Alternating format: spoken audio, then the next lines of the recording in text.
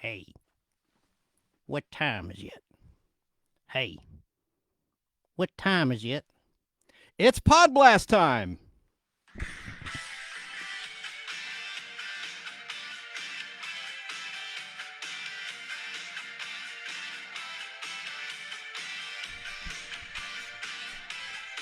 That's right. It's Podblast time. We are live, and we have a very special guest today I'm excited about, Mr. James Tim Walker, who is an animator, a professional animator for decades with many big studios you've heard of, like Hanna-Barbera, who produced The Flintstones, The Jetsons, and a whole bunch of your favorite cartoons throughout time, and also Warner Brothers. And he's a really, really great guy with an inspirational story. He's also, in addition to being a talented artist and animator, he's an author. And one of his books is behind me. It's his latest book, and it's called Shaken, Not Broken, An Artist's Journey Through Hell. And Mr. Walker from Hollywood, California, will be calling in to describe his personal hell. This is an inspirational story. This is not a sad story. It's one of hope, and it's filled with nostalgia. Hope you're having a great day today. I'll give you some background on Mr. Walker. I don't want to give away too much of what he's going to talk about today, but I will say this. He's a self-taught man. He was trained to be a professional animator. That's his passion. He'll tell you when he first could pick up a pen, he knew he wanted to be a professional artist. Not many people utilize their dreams, but Mr. Walker did. And he's going to talk about that during our interview. But when he accomplished his dreams, he had a setback, a major setback in terms of his health. Mr. James Tim Walker was diagnosed with Parkinson's disease. And what that did was it curtailed his ability to draw. He was born right-handed. And his doctor said, you'll never be able to use your right hand again for drawing. So what Mr. Walker did was he learned how to draw with his left hand. I want to read something in a print interview and a feature about Mr. Tim Walker that was in Healthy Living Magazine. Go to healthylivingmagazines.com to check out their magazine. This is called Hope for a Cure. As many as 1 million Americans and up to 10 million people worldwide are currently living with Parkinson's disease, according to the Parkinson's Disease Foundation. Experts say many thousands of cases go undetected. But every year in America, some 60,000 people are diagnosed with Parkinson's disease. In 2007, James Tim Walker was one of them. For someone who's made a living with his hands, the news was devastating. He's a two-time Emmy Award winner, and Mr. Walker is a world-renowned animator and animation director, having worked with the Disney Studio, Hanna-Barbera Filmation, and Warner Brothers Animation, and more. Like Ralph Bakshi, one of my favorite animators who produced some controversial cartoons like Fritz the Cat, and we'll talk about that later. But he also worked on Scrooge McDuck, Tom and Jerry, Sylvester and Tweety, the Flintstones, Batman, Superman, and all of the DC superheroes. We are honored to have Mr. Tim Walker on today. And my original concept for today was to talk about animated feature films, because we did a show previously about cartoons, like theatrical cartoons, the short cartoons they used to play in movie houses before the features that MGM and Warner Brothers, Looney Tunes, those cartoons, and cartoon shows, like television shows, like the Popeye theatrical and television shows. But we never really discussed features.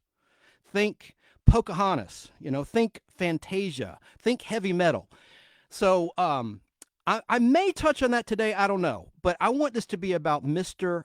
James Tim Walker and his journey. And this is going to be an inspirational, positive interview. And I have a lot of questions that I wrote, and I can't wait to ask him when he calls in about 10 minutes or so. Now, I want to explain to our regular audience members why I'm not at the fabulous Al Hardy Studios today. Well, presently, as I record this live show, there is a fuel crunch in the Southeast that is really affecting the Atlanta, Georgia area right now due to that pipeline situation that was in the news. So gas is not that plentiful on my side of town in the Marietta, Georgia area. So that's one reason I'm not there. Also, Al's had some issues with his internet provider with the signal going down in the middle of an interview. So I didn't want to risk that happening today while we have such a special guest. So that's the other reason. So we'll be back soon with Al Hardy and Tom, who's busy as heck working on all these great freelance jobs. That man works harder than anybody I know. And he's also an Emmy Award winner. Did you know that? Mr. Tom Williams has won Emmy Awards. I have a lot of respect for him for that. And he actually can do some cartooning work too, not professionally. Did you know that about Tom? He actually is a talented cartoonist and he can do some caricatures. He's really good. But Tim's art, let me show you this book on camera. Tim's art is phenomenal. That's why he's a professional artist. Shaken, not broken. I'm going to invite Tim back so we can do this properly with all the bells and whistles of Al Hardy's studio or Tom's, where we can show on camera for YouTube some of his artwork instead of me just holding it primitively up to a camera. But Shaken, Not Broken is available in stores everywhere, Amazon. You can even check it out at the library. But it's in wide release. It's a nice hardback book, and it showcases a lot of his artwork. I love these images he did. He drew some images of some artists at play. It's really cool. I love his style of art. It's really awesome. So I want to ask the audience, what are your favorite cartoon characters? I'm going to hold the calls for a little bit while Mr. Walker's on the line. Take your calls after the interview, or maybe during. You could ask Mr. Walker some questions. I can take 2 calls at the same time. So that's cool. But think about who your favorite cartoon characters are. And can you draw? Did you ever have a dream of being a professional artist or a cartoonist? Do you like the funnies in the Sunday paper? I'm a comic book lover. I've always collected Marvel comic books, and I drew for a while, not professionally, but I wanted to, but I gave up. See, Mr. Tim Walker, he never gave up. That's the beautiful aspect of his story. He never gave up against very drastic odds that curtailed his career temporarily, that he overcame. But I just liked Marvel Comics, and I love cartoons. Tex Avery was my favorite animator in terms of like cartoons. He drew Droopy and some Tom and Jerry for MGM. He was my absolute favorite cartoonist, Tex Avery. You know, hello all you happy people. Hello all you happy people. You remember Droopy the dog, little hound dog. But another book that Tim wrote, I call him Tim. His real name is James Tim Walker. I call him Tim. He wrote Drawing from the Left, and that's a book that showcases his artwork and tells his story about how he overcame the odds of his medical condition, Parkinson's disease. And, you know, like the article said, a lot of people go undiagnosed. So I'm going to ask Tim later, what are the warning signs? And how can you treat Parkinson's disease? And what can we do to fight Parkinson's disease? Whether it's donating or just getting educated, getting tested. I don't know. I want to find out.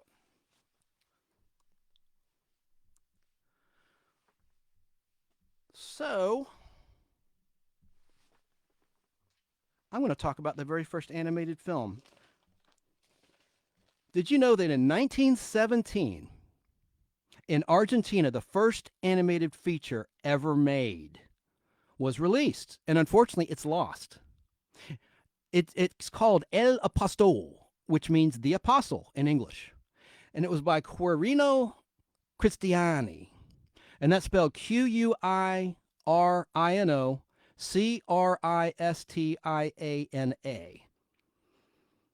And he lived from July 2nd, 1896 to August 2nd, 1984.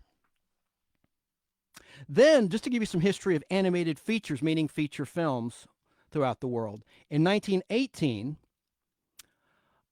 a movie called Without a Trace was also done by the same man, Quirino Cristiani. And he was born, by the way, in Santa Giulietta, Italy. And he died in Argentina on August 2nd, 1984, as I mentioned. And this was traditional cutout artwork in this. And gosh, I'm going to try to pronounce the native title, which means without a trace in English. It's Sin de Ja Rastros. And that was in 1918. Next, you had The Adventures of Prince Ahmed, released in February 1926 in Germany as Die Abenteuer de Prinzen Ahmed. And that was silhouette artwork. Silhouette. You know what that is? You know what a silhouette is. Like, think of an hourglass figure of a female. That's a silhouette. But it's silhouette artwork, and this is the oldest surviving animated feature and the first German animated film, and was directed by Lotte Reiniger. Lottereiniger. I'm probably mispronouncing these names, so forgive me if I do. Now, the next one, this is number 4 on my list in terms of the chronological order of animated features. You had Peludo City in English, and it's Peludopolis, Peludopolis, directed again by Quirino Cristiani in Argentina, and it's traditional cutout artwork. And it's another lost film and the first animated feature film that had sound, released September 18th, 1931.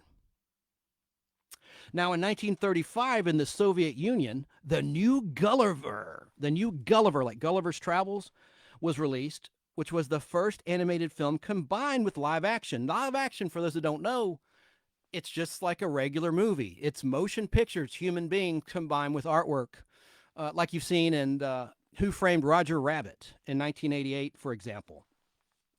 So the Soviets got on board, and this was Alexander Patushko. And this first animated feature film made in the Soviet Union was released on March 25th, 1935 by Mosfilm, and it too is lost. Or is it? I think, you always hear about these things suddenly surfacing for millions and millions of dollars, and there's just too many of these lost first animated films for me to think that one of these can't somehow surface. I hope they do. I don't know, but it needs to come up. I mean, that would be really a lost find. So moving on here, and I will stop this history lesson when Mr. Walker calls in, but continuing on with my list, Tale of the Fox was released on April 10th, 1937 in France by Le Roman de Renard. Although completed in 1930, it remained unreleased for years due to problems with the original French soundtrack. It premiered in Berlin in 1937 with a German soundtrack, and was later released with a new French soundtrack in April 1941. This was also the first French animated film. Now, finally, in the United States of America, we finally got our first animated feature film, but I don't know, it's kind of up to debate because it was a compilation of prior Disney short cartoons. But in terms of history, it's credited as the first animated feature film. So what this was, like I said, it was a compilation. It was a package film, the first animated feature film to be presented in Technicolor, titled Academy Award Review of Walt Disney Cartoons. And it was released May 19th, 1937. And by the way, Phantasmagorie is considered the oldest cartoon in the world, from 1908 by French cartoonist Émile Cohl, C-O-H-L, Cohl. And it was hand-drawn animation. Bert Gillett, Wilfred Jackson, and Bert Gillett, Wilfred Jackson, and David Hand directed all those Disney cartoons that were in that compilation piece, Academy Award Review of Walt Disney Cartoons from 1937. And as most people know, Walt Disney lived from December 5th, 1901 until December 15th, 1966, and he was a true pioneer. Him and his brother started Walt Disney Studios, and you know what? I think Our guest and man of the hour is on the line.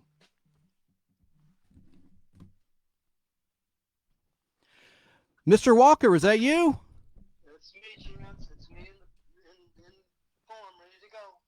Excellent, excellent. How are you today, sir? I'm great, thank you. How you doing? I'm doing fine, and I'm honored to have you on our little show, the Nostalgic Podblast. I just am floored by all of your many accomplishments and how you overcame such odds. And I have some questions for you in the interview. How's the weather out there in Hollywood, California today? I'm sure it's sunny and beautiful. The weather is a balmy 76, I think. It's very nice. I couldn't ask for better. Awesome, awesome. I haven't been out there since 2007, which I know was a bittersweet year for you, which we'll get to later. But that was the last time I was in your neck of the woods. Did the touristy thing, went to Anaheim, to Disneyland, and all that good stuff. But Oh, yeah. but Been there many a time. yes, sir, yes, sir. So I was talking about your book, Shaken Not Broken: An Artist's Journey Through Hell, Now, that's and the second book. yes, yeah. I mean that's your latest book, but Yes, yes, yes. of course, drawing from the left is your true first. How many books have you written? Let me ask you this. Two. Just drawings from the left and Shaken Not Broken, An Artist's Journey Through Hell. Excellent, excellent. I wanted to ask you, when did you realize that you had a gift as an artist? Okay, well, let me start at the beginning. What got me into all of this? I was very young, about 4 or 5 years old, and my brothers and I were being babysat by my grandparents. We were over at their house, and I was the youngest of four boys, and we were running around terrorizing the house and everything. And I happened to run by the TV set, and I saw something out of the corner of my eye and caught my interest.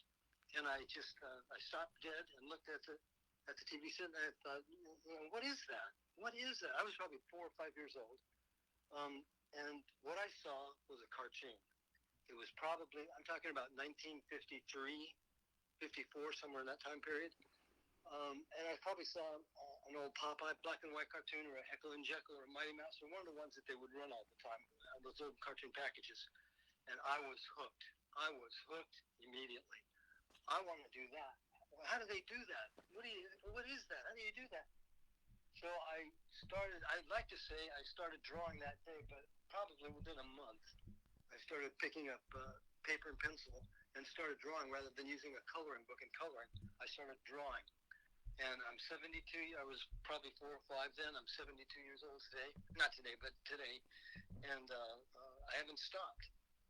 I lived my dream. I absolutely lived my dream. I went to grade school in the San Fernando Valley here, and the people moved into the house next door to us. And the guy was the head of publicity for Channel 7 for the entire West Coast. And he was socialized. We lived on a cul-de-sac. There must have been 35 baby boomers on that cul-de-sac, kids growing up. And so the parents were all socialized. And so this guy came over one day, and he's drinking at my parents' house with them. And he says, Tim, you're going to love this new show. It's being done by the same people that do Huckleberry Hound and Yogi Bear. And it's going to be on Channel 7 in the fall. It's going to be called The Flintstones. So I found out about The Flintstones about, 6 months before it's going to even hit the air. But what was even more important, he told me where Hanna-Barbera was located. Ooh. And it was right, I rode my bicycle to grade school. And so I looked at a map, and I calculated that if I just went down Lancashire to Hollywood Way West, turned left, and went up about 2 blocks, Hanna-Barbera was right there. So I could get there from my school on my bike. So one Saturday, I took the trip down to school and then rode up to where Hanna-Barbera was. Went in the back behind Hanna-Barbera. There was a big dumpster. I opened it up, and there were cells and backgrounds all over the place. Tons of them. Wait, would you describe what a cell is to the layman A that might be cell, listening? a cell for those who can remember. I'm sure you've seen like a plastic sheet of paper. It looks like it's a clear plastic sheet, and they draw the characters on them. They ink and paint the characters on the cell so you can see the background through the cell. They don't do it anymore. It's all done by computer now. Everything's computer generated now. But back in the day, everything had to be either hand inked or Xeroxed onto cells, and then paint the cells, and they'd photograph them, and you'd have your film. Well, Hanna-Barbera was doing so much production that they would lose money if they warehoused all that stuff because they were not in the business. There was no ancillary market to, if that's the right word, to sell the cells. There was no market to sell them in those days, the early '60s. So they would throw them out because they had the stuff on film already. So the main purpose is done, and they didn't want to pay storage, so they would throw them out. Well, I became one of the first dumpster divers at Hanna-Barbera, I believe. So, and one Saturday I was in there, and I would literally get into it was one of those big dumpsters where the two lids that you lift up. I would get in the trash can and find the cells. And one Saturday I was there, and I hear this, "Get out of that trash can, you nuthead!" and I looked up, and it was Mr. Barbera, and he was working on a Saturday. I had no idea who he was. And so, and I probably stuck the cells back in the trash can, waited for him to leave, and then I came back and got them. But I'll tell you a little interesting side note. Hanna-Barbera was bought by Ted Turner, and then Ted Turner merged with Time Warner, so Hanna-Barbera became under the Warner Brothers. What am I thinking of? Umbrella. So they had Mr. B and Mr. Hanna and Mr. Barbera had like lifetime contracts, so they would stay there and work. And they didn't work, but they were there as figureheads. They gave a birthday party for Mr. Barbera. I think it was '92, and so they videotaped everybody who worked at the old studio to wish him a birthday greeting. So they filmed me, and I said, "Hey, Mr. B, it's great to be here on your birthday, and I celebrate your birthday. Congratulations. I bet you can't remember the first time we met." And then I tell the story about dumpster diving at 10 years old, or 8 years old, whatever I was at the time, and him telling me to get out of the trash can. Did he remember the knothead? Huh? Did he remember the knothead? You? Oh yeah, no, I don't think he remembered me, but I think he got a little tear in his eye, and I think he felt that it was kind of nice to just see that somebody had gone from that trash can to a major career in an industry that he loved. Amen. And I think it's one of the blessings that's been blessed on me all these years. That's awesome. That's awesome. So did you receive, I think you might have touched on this. I know the answer to this, but for those that don't know your story yet, did you receive any formal art training? Yes, I went to Chenard Art Institute. Chenard is in downtown Los Angeles. Chenard was where most of the major Disney animators, the great animators from the 30s and 40s, all went. And it became Cal Arts. I'm sure you're familiar with the name Cal Arts. I graduated from the first graduation class at Cal Arts in 1970. But I was at Chenard for 3 years before that, then Cal Arts. And believe me, I was a typical, hippy-dippy, screwed around, wasted time, did projects. I'm not proud of some of my behavior back then, but anyway, I did learn. Reminds me of George Carlin, the hippy-dippy weatherman. I'm sorry. Yeah, exactly. So, but it was great. Our school was great. Cool. And now that was California Institute of the Arts, right? Isn't that the institute? Yeah. Okay. Yes, it's Cal Arts, and so out in Valencia, and I graduated from the first graduation class. Yes. Now, when you started, okay, what was your? Can you describe your first professional cartooning or artist gig? Absolutely. Well, 16 years old, and some of you may remember this show. I worked on the main titles to Voyage to the Bottom of the Sea. This blows me away. David Hemmings. David Hedison. Hedison, that's it. If you remember the opening titles, there was a radar screen where this white line animated around, and it would wipe the scene with, Voyage to the Bottom of the Sea, starring Richard Basson, yada yada, created by Irving Allen. I worked on that white line. What that was there was a white dot in the middle of the cell, and the white line was the radar thing sweeping the screen.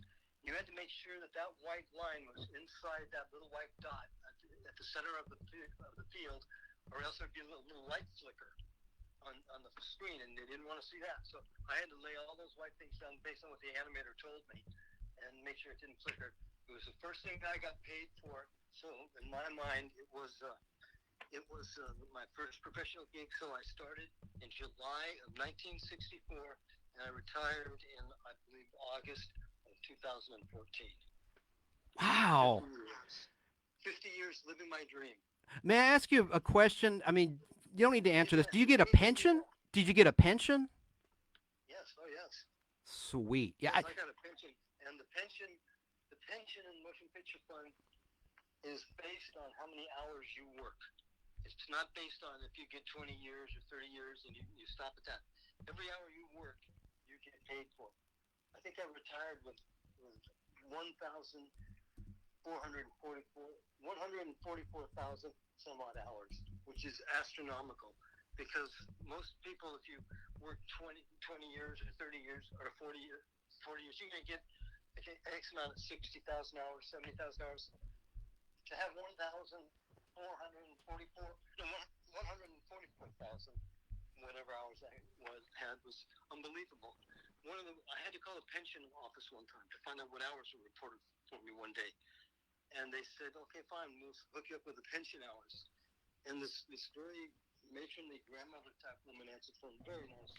And she said, "Okay, Mr. Walker, what's your Social Security?" And I gave it to her, and there's this long pregnant pause. And then I hear this, "Oh my God, what did you do? Sleep in your office?" The average person gets 2,000 hours put in their pension if you work a year long. I had many years where I had 7,000 to 8,000 hours. And I'm grateful. I'm grateful for it because I loved every minute of it. I loved every minute I was working on cartoons. So I was blessed. I was so blessed. That's incredible. So I'm sure you're a little bit of a natural, though. I mean, because your artwork is incredible. I mean, I know you could go to like the Joe Kubert School of Art and where you studied at the California Institute of the Arts, but you must be a natural talent. I don't know. I have worked with so many great artists. I mean, unbelievable guys that just can do anything. I feel I've gotten better over the years, but I always loved what I did. I loved what I did. I was the best director in this town, TV director, and the fastest. My phone would ring off the hook for people who wanted me to work for them all the time. And I couldn't work full time for them. They begged me to work part time for them. And I don't say that out of pride and ego. I say that out of the love I had for the industry, and I was lucky to be able to do that. So when animation left here, and I remember when I animated at Hanna-Barbera and all the studios, and then animation went overseas, so I had to learn to do either direction, sheet timing they call it, exposure sheet timing, or I had to learn to do storyboards. And I looked at storyboards and I thought, oh my God, this is a lot of work. That's a lot of work, a lot of drawing. And I looked at timing sheets and animation direction. And I said, well, I'm going to learn to do that. And I was lucky. I had one of the great Tom and Jerry animators from the 40s teach me. His name was Ray Patterson. He animated on Fantasia. He animated at Disney's on Pinocchio. And a great animator and a great guy. And he taught me how to slug boards and write sheets, which is a technical thing. I can explain it later if you want to hear about it. He taught me how to do it. And so I just look at it as I'm animating, but I don't have to do the drawings. If a storyboard artist gives me a good storyboard with lots of poses, I'm telling the animators overseas how fast or how slow to go into those poses based on what I write on the exposure sheet. So, probably there's a little bit of natural, but there's probably, I was just lucky. Let's face it, I was just lucky. Well, how many coworkers did you have, say, at Hanna-Barbera Studios? Could you describe like an average work day? I mean, how many people were you working with? What was the environment like? Well, being an animator at Hanna-Barbera, you'd have to do 100 feet a week for a week's pay. Now, 100 feet of film is what I'm talking about. What does that translate to? 100 feet of film. What does that mean? 90 feet is 90 feet a second. So that's a couple of seconds of it's a second of I've forgotten all this stuff. I haven't done it in so long. It's 90 feet a second, 24 frames a foot, 90 feet a second. An animator would have to do 100 feet, and that can be a lot of work, or it can be real easy. Now, if you had close-up shots of characters like Huckleberry Hound, Yogi Bear, where just the head goes up and down, and he goes, "Hey Yogi, let's get out of here. We got to go," and that's it. Or you could have something like a cattle stampede, or something where it would take you forever to do one drawing. So anyway, you had to do 100 feet a week, and if you did over 100 feet a week, you would get bonus money. They would pay you bonus money. Well, I was one of of several young guys that came into Animator in the early and mid '70s, and I always had bonus footage, always. And they didn't care if you did your work uh, from Saturday midnight till Sunday morning, and you got it all done in that time period, and you just played at the studio all week long. As long as you gave them that 100 feet or more, they left you alone. So I would deal, as an animator, I would get that 100 feet, and I would animate that 100 feet, and I'd give it to an assistant to do the assistant work. And that's all I dealt with. By the time the show got to us in animation, the story had already been written, obviously. The storyboards had all been done. The layouts, which are the layout artist takes the storyboard and gives you a background, the size of the paper you're working on, and the characters in the positions that they're doing, whatever it is they're supposed to be doing, the size relationships and stuff. And then you take those couple of layouts, and then you do the animation, do the actual movement. So I worked with friends who were working on the same show, but there had to be, holy cow, there had to be a couple hundred people in that studio at least, I think, with the checkers and the ink and painters and everybody involved. I mean, it's a factory line situation, but it's a very creative factory line situation. So I hope this is answering your question. I'm kind of going in many different directions. Well, yeah, because in radio, there's a lot of backstabbing. It sounds like everyone got along and we're happy to be there. Am I right or am I wrong? No, I think so. I think for the most part, yes. There's always going to be the guys what I found, I worked for, when I was an assistant animator, I worked for a lot of great old animators that were still alive and still animating. I'm talking about the guys that did Tom and Jerry, like Irv Spence and Ray Patterson, and Mr. Hanna and Barbera, back in the 40s and 50s. Guys that worked on Fantasia and Snow White, Pinocchio, and all the Disney silly 50s and stuff. Those guys were the super talents. They were so good, it was unbelievable. And most of those guys, if you had a problem doing a drawing or something, you could go to any one of those guys and they would help you and show you how to do it. And they were the nicest guys in the world. It's the guys that were like the real hacks that were assistants for a long time and then became animators, but they never animated anything really fantastic. They always did like a limited animation, but some of them would just, love to lord it over you and just, why should I make that drawing for you? You go make it yourself. I had to learn how to. Anyway, but there weren't too many guys like that. I would say mostly it was fun. I mean, it's cartoons, for goodness sakes. What more do you want? Gosh, Right you on. want to pay me to do this? So, what was your progression? Did you start with drawing the background? Is it like acting where you move up, you start at the background maybe, and then you become a principal player? Like, did you start? No. What you do is, when you start in the industry, if you want to be a storyboard artist, you'd start in the storyboard department. If you want to be a background artist, you go to the background department. Layout artist, you go to layout. Animation, you go to animation. Now, for animation, the entry level job is an in-betweener. And an in-betweener is a guy that fills in all the in-between drawings, the drawings between the major extremes. An animator will draw the major extremes. Let's say Fred Flintstone's standing in front of a chair and he sits down. So a layout artist will probably draw the chair, and he draw one pose of Fred standing, and then one pose of Fred sitting in the chair. Okay, and he take that off the storyboard. And then the animation director, who's also an animation sheet timer, the exposure sheets are like ledger sheets. They're very much like notebook paper, but very long. Every little square box on that exposure sheet represents one frame of film. So you have to direct everything that moves. You have to direct it on that sheet. You have to know what it's doing, where it's going, and how much time it takes to get there.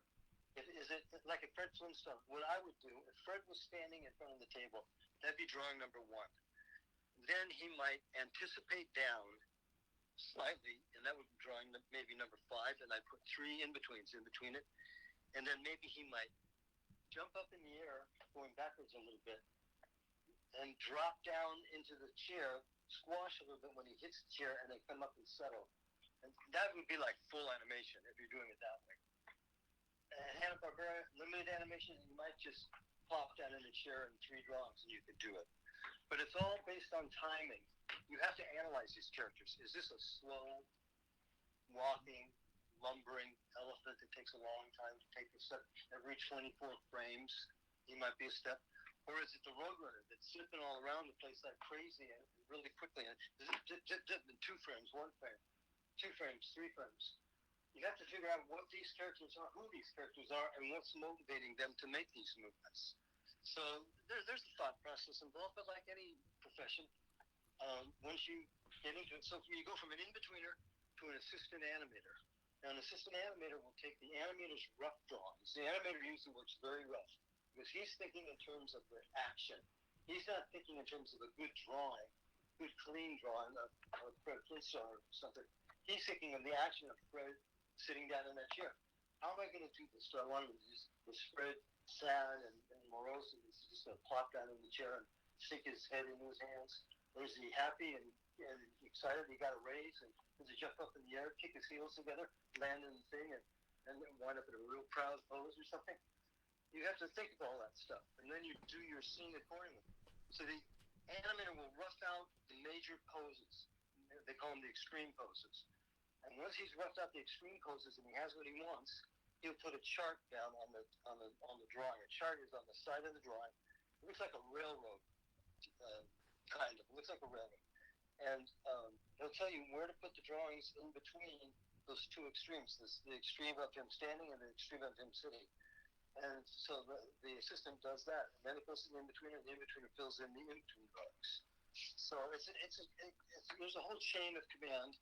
But and hopefully, an assistant. A lot of assistants don't want to become animators, and sometimes when somebody draws so well, they're stuck as an assistant because they're more valuable as an assistant than they are as an animator because they've got enough animators, but they don't have enough people around who can really draw the stuff beautifully and put it on model, as they say, so it looks exactly like what it's supposed to look like. It sounds like they have job security, but does the artist? It all depends on what your passion is, I suppose. Are they happy being stuck in that role, or do they want job security? I think some of them are, but I think some of them are not. I think some of them get very leery of the business and get dejected and lose sight of what they want to do because they feel it's an uphill battle and they're never going to get there.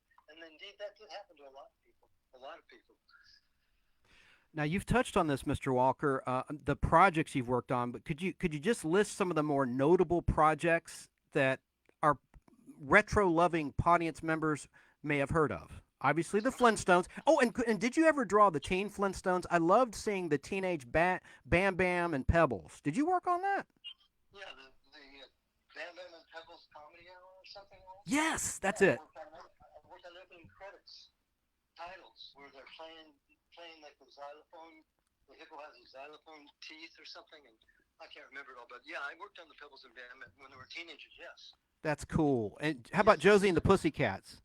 Josie and those Hot Pussycats. Yep, I worked on them. I worked on Captain Caveman and the Teen Angels. These are some of my more superlative shows. I would say probably one of my favorite shows, 2 of my favorite shows that I worked on that I'm very proud of. 3 of them. Batman the Animated Adventure. Yes. Samurai Jack and Tailspin from Disney's. Those are 3 shows that I'm very proud to have worked on. I thought they were just unbelievable shows that were beautifully done, beautifully put together. I'll tell you an interesting story about Batman Beyond. Or not Batman, but Batman the Animated Adventure. I was working at Disney's on DuckTales, and I had a friend that I was working there with me who I had worked with at Hanna-Barbera, and she left to go to Warner Brothers. And she was vice president in charge of production at Warner Brothers when they opened up a new cartoon division. I think it was 1989. And one of the first things that they were going to do was Batman the Animated Series. So I was working at Disney's. I was under contract to Disney's. I had a 1.5 years left on a contract. And what that meant was if there was extra work to do, and Disney's had a lot of freelance work, that I had to give Disney's first choice of doing freelance for them as opposed to picking up freelance from any other studio. And see, if you work an 8-hour day at Disney's, they can't tell you what to do between 6 at night and 5 in the morning. So you get work freelance wherever you want it. So anyway, my friend calls me from Warner Brothers and she says, "Tim, I haven't seen you in so long. Let's have lunch. Come on up to the studio. Let's have lunch." Well, the studio was out in the valley, San Fernando Valley, and next to this mall, the San Fernando Mall at Sepulveda and Ventura. So I go out there and I meet her for lunch. Now, this is back in the days when I would say I like to imbibe in maybe a couple of adult beverages at lunchtime, which I don't do anymore. Her main goal was to pour 3 of those things down me as quick as she could, give me one bite of lunch, and hustle me over to the studio as quick as possible because she wanted me out there for another reason. So I get out there and I'm half in the bag, and she says to me, "Now I want to show you this new show we're doing. It's called Batman the Animated Series." Ooh. And she takes me to show me this stuff. I don't know if you know this stuff, but Eric Godomsky and Bruce Timm, two huge players in the industry, great artists. I mean, great artists. She shows me all this presentation artwork that's up all over the walls in this big conference room, and it just sold the show and all that. And it's just beautiful. It reeked of Max Fleischer's old Superman cartoons. Oh, yes. Yeah, they stole from everybody, but they got this great one. From the 40s. Those are theatrical cartoons for those that don't know. Sorry to interrupt. Yes, absolutely. That's right. So we're looking at all this stuff. Now, she says to me, "Now, when could you slug a board?" Now, slugging a board means when they write the script and they do the storyboard. Once they do the storyboard, it goes to an animation director. Now, when you have scenes of characters saying dialogue, you know how long those scenes are going to be because it's all predicated on how long that line of dialogue is. But if you have scenes of action, let's say Batman and Robin are talking, and they say, "Well, we got to get in the Batmobile, and we got to get out of here.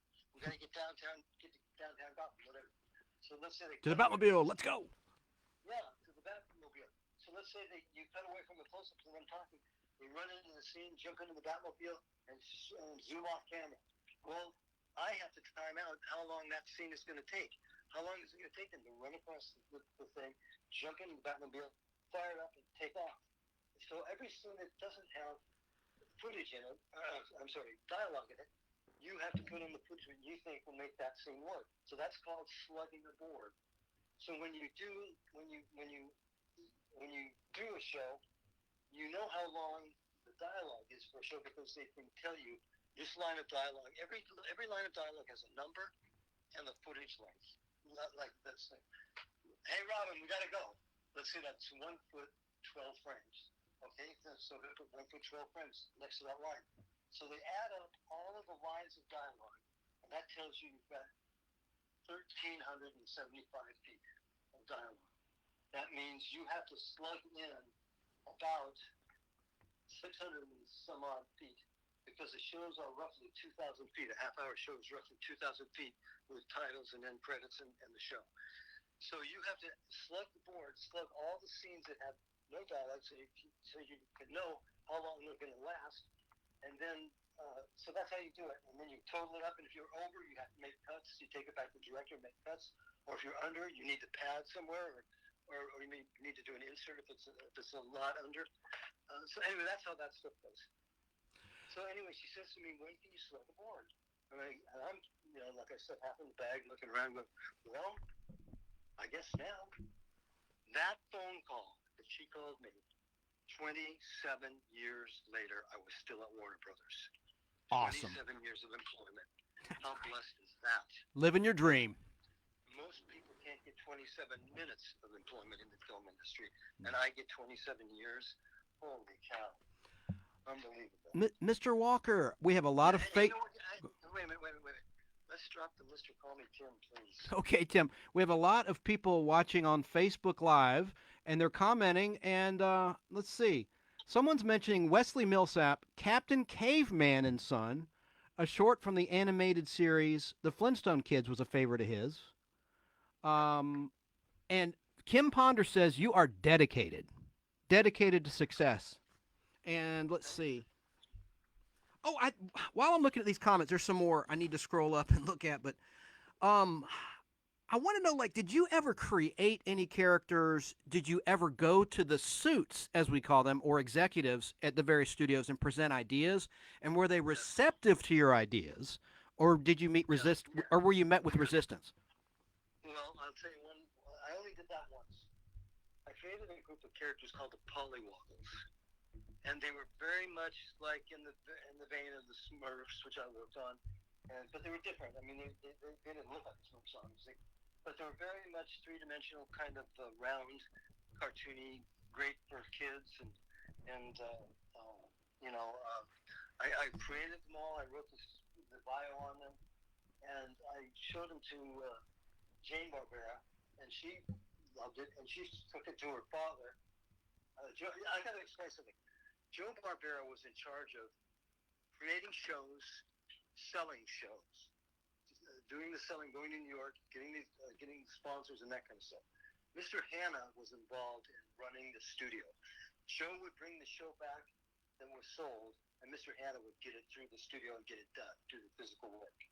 So Jane took this thing in and showed it to her father, and he was like, his attitude was, well, it's beautifully done. I really like it. I'm glad we have somebody in the studio that's this caliber work. But they were just doing the Smurfs and the Trollkins and something else, and they thought, man, I get enough of this stuff. And they wanted to buy it from me, is what they wanted. And of course, that's defeats all purposes. So I didn't sell it to them, and it's still sitting in a drawer to this day.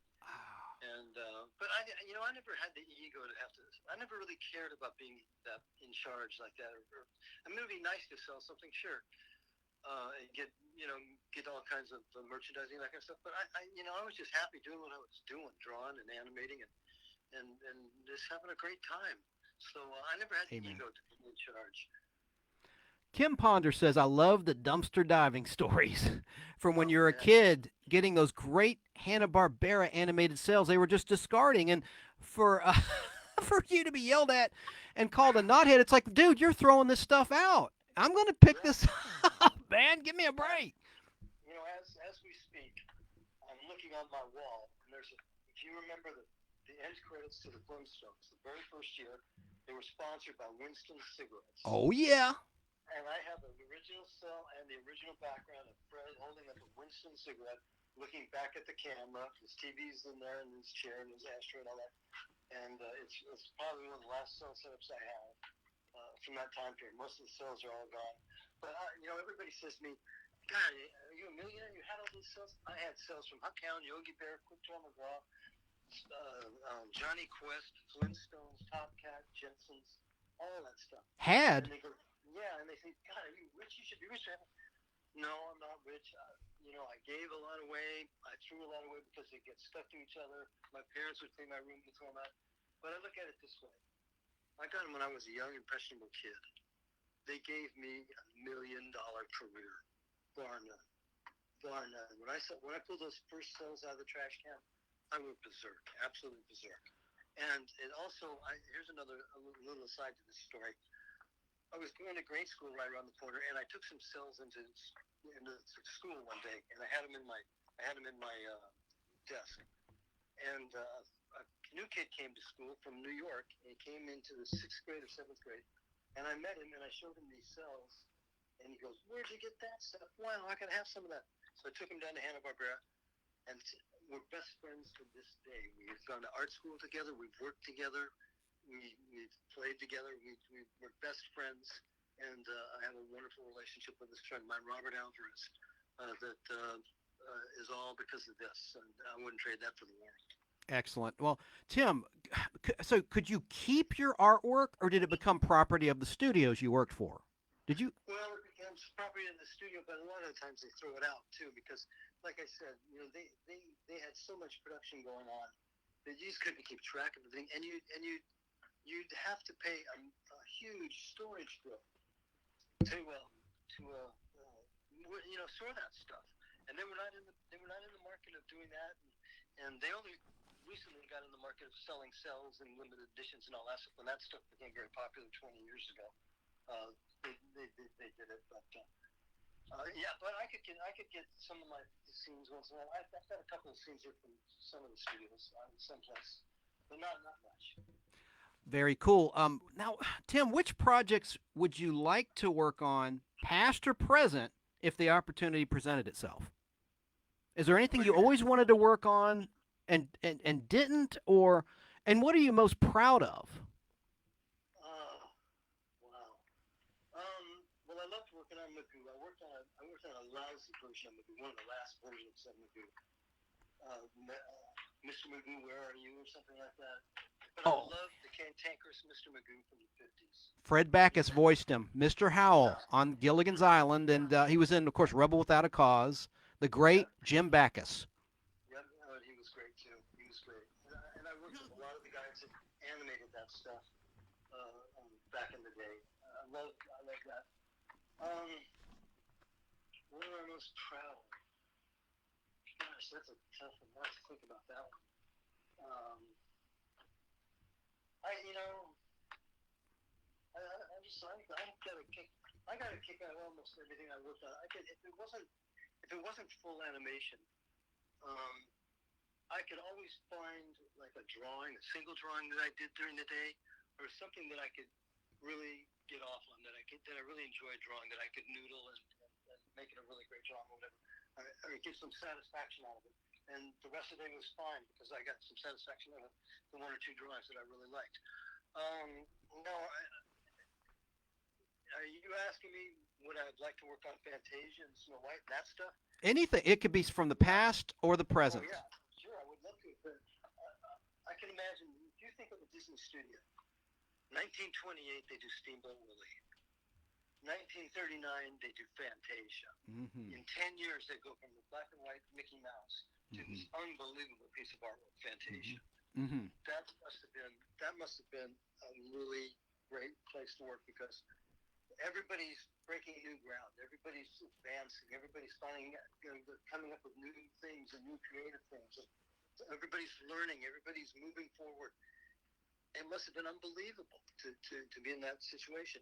And of course, I loved MGM in the 40s, Tom and Jerry.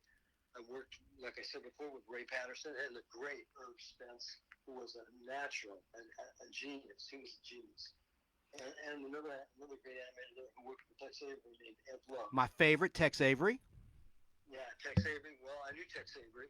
He was a great guy. Wow. And Ed Love was an animator who left Disney's, went over to MGM, and Ed Love was a great animator. He didn't draw all that well, but he became a good artist because he animated since 1929. And but you needed a top flight assistant to follow him up because his drawings were so rough. But boy, he could animate like nobody's business. And Bill Hanna said he was the best animator he ever had in the building. So, all that stuff, and of course I knew Bob Clampett. Bob Clampett, who did the great Warner Brothers stuff. Um, Great, they were all wonderful people. I'm so blessed to have had the chance to get to know them. I used to drive from Hanna Barbera to my home in Redondo Beach at the time, down through Hollywood, and I would take all these side streets. And every once in a while, I'd stop at Bob Clampett's office. He would be in there doing some packaging or doing something. And he was always there for around or something. And he would always, it was so funny. I'd come in and sit down, and he always wanted to know what's new with me. What am I doing? Not we talk about the old cartoons and stuff, but he wanted to know what are you doing? Let's see. Oh, that's great. That's great. And he would always have a brown bag lunch, and he would take out a peanut butter and jelly sandwich or a tuna fish sandwich or a bologna sandwich, and he would tear it in half, and he would give me half, and give me a bag of chips, and give us a couple of quarters. Like, go out and get us a couple of sodas out of that machine out there. And I'd had lunch with the guy. And he was just a regular guy, you know. It was just, I look back on those memories today, and man, I was so blessed to have been able to do that. Amen. I'm just so grateful for that. Now, So grateful. you've won Emmy Awards. You've been recognized by the National Academy for the Television Arts and Sciences a couple of times. And by the way, for those in the audience that don't know, the first Emmy Award was awarded in January 25th, 1949. But you've won two of them. Now, can you describe how you felt when you were nominated and when you actually won, and what did you win those Emmys for? Well, here's another story that you got to hear first. Okay. For the longest time, I felt like the Erica Kane Susan Lucci. Yeah, exactly. I've been nominated, I don't know, 20, 30 times. Never won. Never won. So my friend Robert Alvarez, who I mentioned before, my best friend, we would go to the Emmys all the time. We'd read on limo and all that nonsense or whatever. So we get nominated for Samurai Jack, a great show. Genndy Tartakovsky, I can never pronounce his last name right, but he's a wonderful artist and a great, great guy, a huge talent. So Robert and I get nominated for this, and I tell Robert, I don't want to go. I'm tired of going. It never happens, so I'm not going to go. Well, don't you know that's the time we won, naturally. I'm not even there. So um, I don't know what it was like to go up on stage and get it, but what upset me more than that was I could have had a picture taken with my best friend each holding an Emmy in Texas and stuff, and I would have loved that. But I came up with something even better. I said, Robert, let's go back to the old H&B building. Let's take a picture of us standing in front of the dumpster holding the Emmys. That's a great thing. Cool. So now what was the rest of the question? I forgot. How did you feel when you were nominated, and how did you feel when you won? And I asked, what were you nominated, and what did you win an Emmy for? I won for Samurai Jack, and it was an episode of Samurai Jack.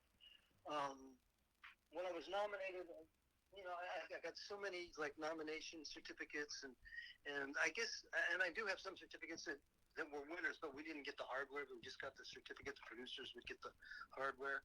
I've got several of those. So I didn't think about it when I was nominated. I never thought about it too much. But when I won, I go, boy, doesn't that figure? Doesn't that figure? And I'm not there. I could have been there. But if I had I gone to it, I probably would have jinxed it and not won. So, but I'm in this pride. You're proud to do that, and it's nice to be recognized and all that stuff. And you don't get a lot of recognition in this industry unless you're one of the big honchos somewhere. But there's an awful lot of little guys that do a lot of good work that never get recognized. And I think anytime you can recognize somebody, I'm compelled to definitely say yes, recognize them because they deserve it. Absolutely. Absolutely. I have another question. How have computer-generated illustrations affected your profession? Now you're retired, of course, so I didn't realize you're retired until today, but if you were still working, how do you think that computer-generated illustrations have affected your profession and your craft? And how do you feel about CGI, quote-unquote, art that has transformed motion animation, starting with Pixar's first feature, Toy Story, on November 22nd, 1995? I'm not big on the computer stuff. To me, it's heartless. It's soulless. To me, I would much rather see the old Ray Harryhausen, Seven Voyages Sinbad, Jason and the Argonauts. Stop motion animation. He did his last movie was Clash of the Titans in 1980. Yes, he was well known for Seventh Voyage of Sinbad, stop motion animation where you go frame by frame and photograph typically a clay figure. Yes. I'm all for that. One of my favorite movies, if not my favorite movie, is King Kong, the original. I mean, you look at that. It was done in 1933, I think. It's unbelievable what they did.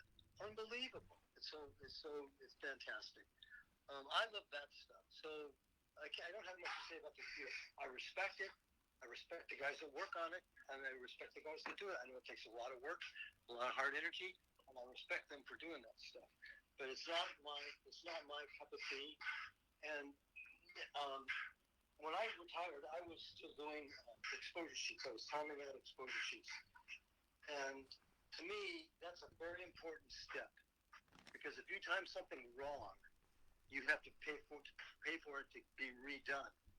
And the studio doesn't want to spend any extra money; they want to spend as little as possible. So you got to be on the ball. You got to know what you're doing. And there've been more people that have been not knowing what they're doing and have screwed things up that it's just a mess. And I tried to tell a lot of these younger kids that were coming in after me, look at, if you know how to use the computer and you know how to time this stuff using the computer, why don't you let me teach you how to do it the old traditional way? That way, you'll have the best of both worlds, and you can go either way you want, whichever way you want to go.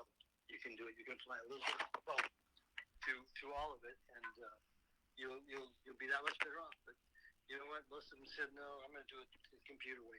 A lot of them think the computer is the saving grace of everything, but I don't think it is. It's a great tool, but I don't think it's the saving grace of everything.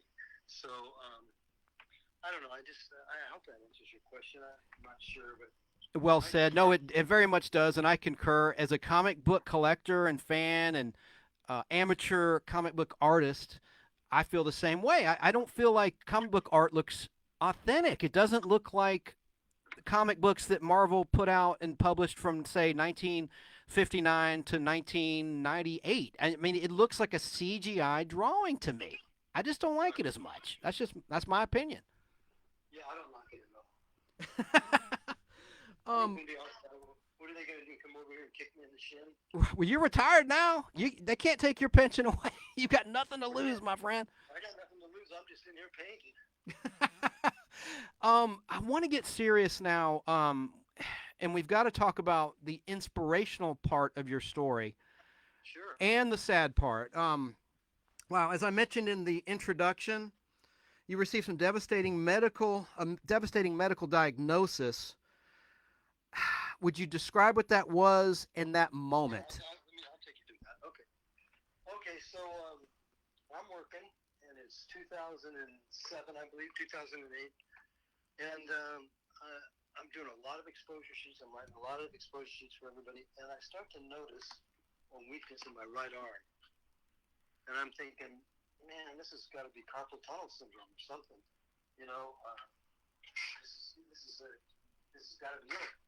So I go to the doctor, who's a friend of mine, and he says, you got to go see a neurologist. Okay, so I go to the neurologist, and the neurologist throws a left hook that drops me right to the ground.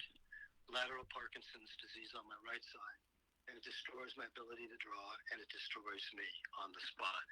On the spot. I crawled out of that doctor's office. I was devastated. I was dead. I was dead. There's no cure for this. There's no cure for this. Now, I will tell you, I only know about me.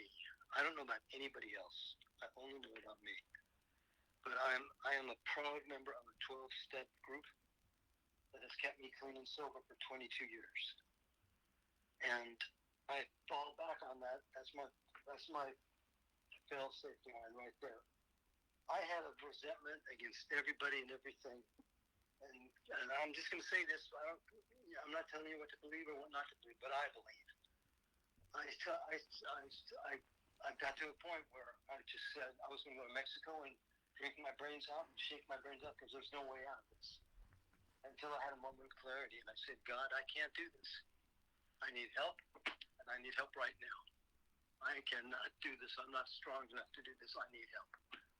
And I'm convinced he revealed to my mind what to do, and that was to be of service to everybody, every way I can, to help somebody. And by the way, you have a left hand. I went to the bookstore, I bought a sketchbook, and for the first time in my life with my left hand, I wrote across the top page drawings from the left. I taught myself to draw right left-handed and saved a career. I didn't do that. A power greater than self did that. And I don't question it any farther than that. I live in acceptance and gratitude. Acceptance and gratitude. Acceptance and gratitude. I accept the fact that I have two vicious diseases, and I'm grateful for anything I can do. Anything. And that's how I live my life. So I went back to the office that day, and I went to my boss, and I said, Howard, I can't write and I can't draw with my right hand, but I'm going to teach myself to do it left-handed. And he looked at me and he said, Tim, I'm not paying you for beautiful calligraphy. I'm paying you for what you know. As long as I can read what you write, you're here. And I looked up and said, thank you, God, first step in the right direction. And I have kept walking forward ever since, and that's been 16 years ago now, roughly. So. Amen. The higher power. You answered my next question. How do you cope? And you just answered that question very eloquently. Yeah, that's it. I live in acceptance and gratitude. Now, I fall well short of the mark every day, well short of the mark. But you know what? I get up. You never, ever, ever give up, ever. Ever. I get up and I keep moving forward. And I have met more people across this world through these Zoom meetings I go to, and people calling me from hearing about one thing or another about Parkinson's or whatever, and they just I've met more people that are so taken by me.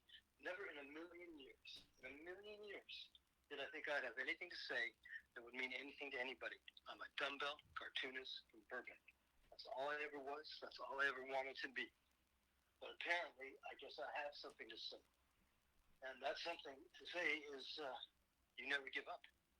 You never give up. Well, I gave up, and you're an inspiration to never give up. Actually, we're on the same wavelength because I wrote down, I gave up and you never did. Gave up on my dream of drawing Marvel comic books. I got frustrated because I could draw the face, but perspective always eluded me, and I should have stuck with the classes. I think I would have mastered the technique. I read, this is about you. I mean, I'll just quickly say about me that, I read the books like How to Draw Comics the Marvel Way, and I just wish I never gave up. You are an inspiration, and I really, truly love that you never gave up. And to teach yourself to draw with your left hand, I was born left handed. I can't imagine drawing with my right. I can't imagine. It reminds me of the book, Drawing on the Right Side of the Brain. I'm sure. Yeah, that was a book. That was a book. Yes. I am convinced that when the rubber hits the road, we are capable of great things. Great things. Not that I did anything so great, but I believe that the human character is capable of doing great things when you're up against the wall. And I hold on to that. And I pass on whatever information I can to whoever needs it. Tim, where can people find your book and your books?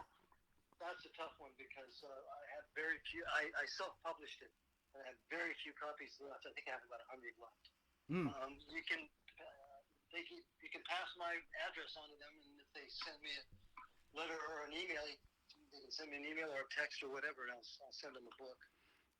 Very cool, very cool. And thank you for sending us a copy of your book. That was very kind. I have it right here in the background. His latest book, Shaken Not Broken, An Artist's Journey Through Hell. And check out Drawing from the Left. And it might be at a library, but please look at his work. He's so talented and such a nice guy. And by the way, I want to talk briefly about your group, the Cliffhangers. In one of our previous shows, we interviewed, I guess, the leader of the Cliffhangers, Woody Wise. And you guys get together and watch movies, at least pre-COVID. And when we talked offline, you said you're going to resume that hopefully in the very near future as restrictions are lifted and people are vaccinated and whatnot.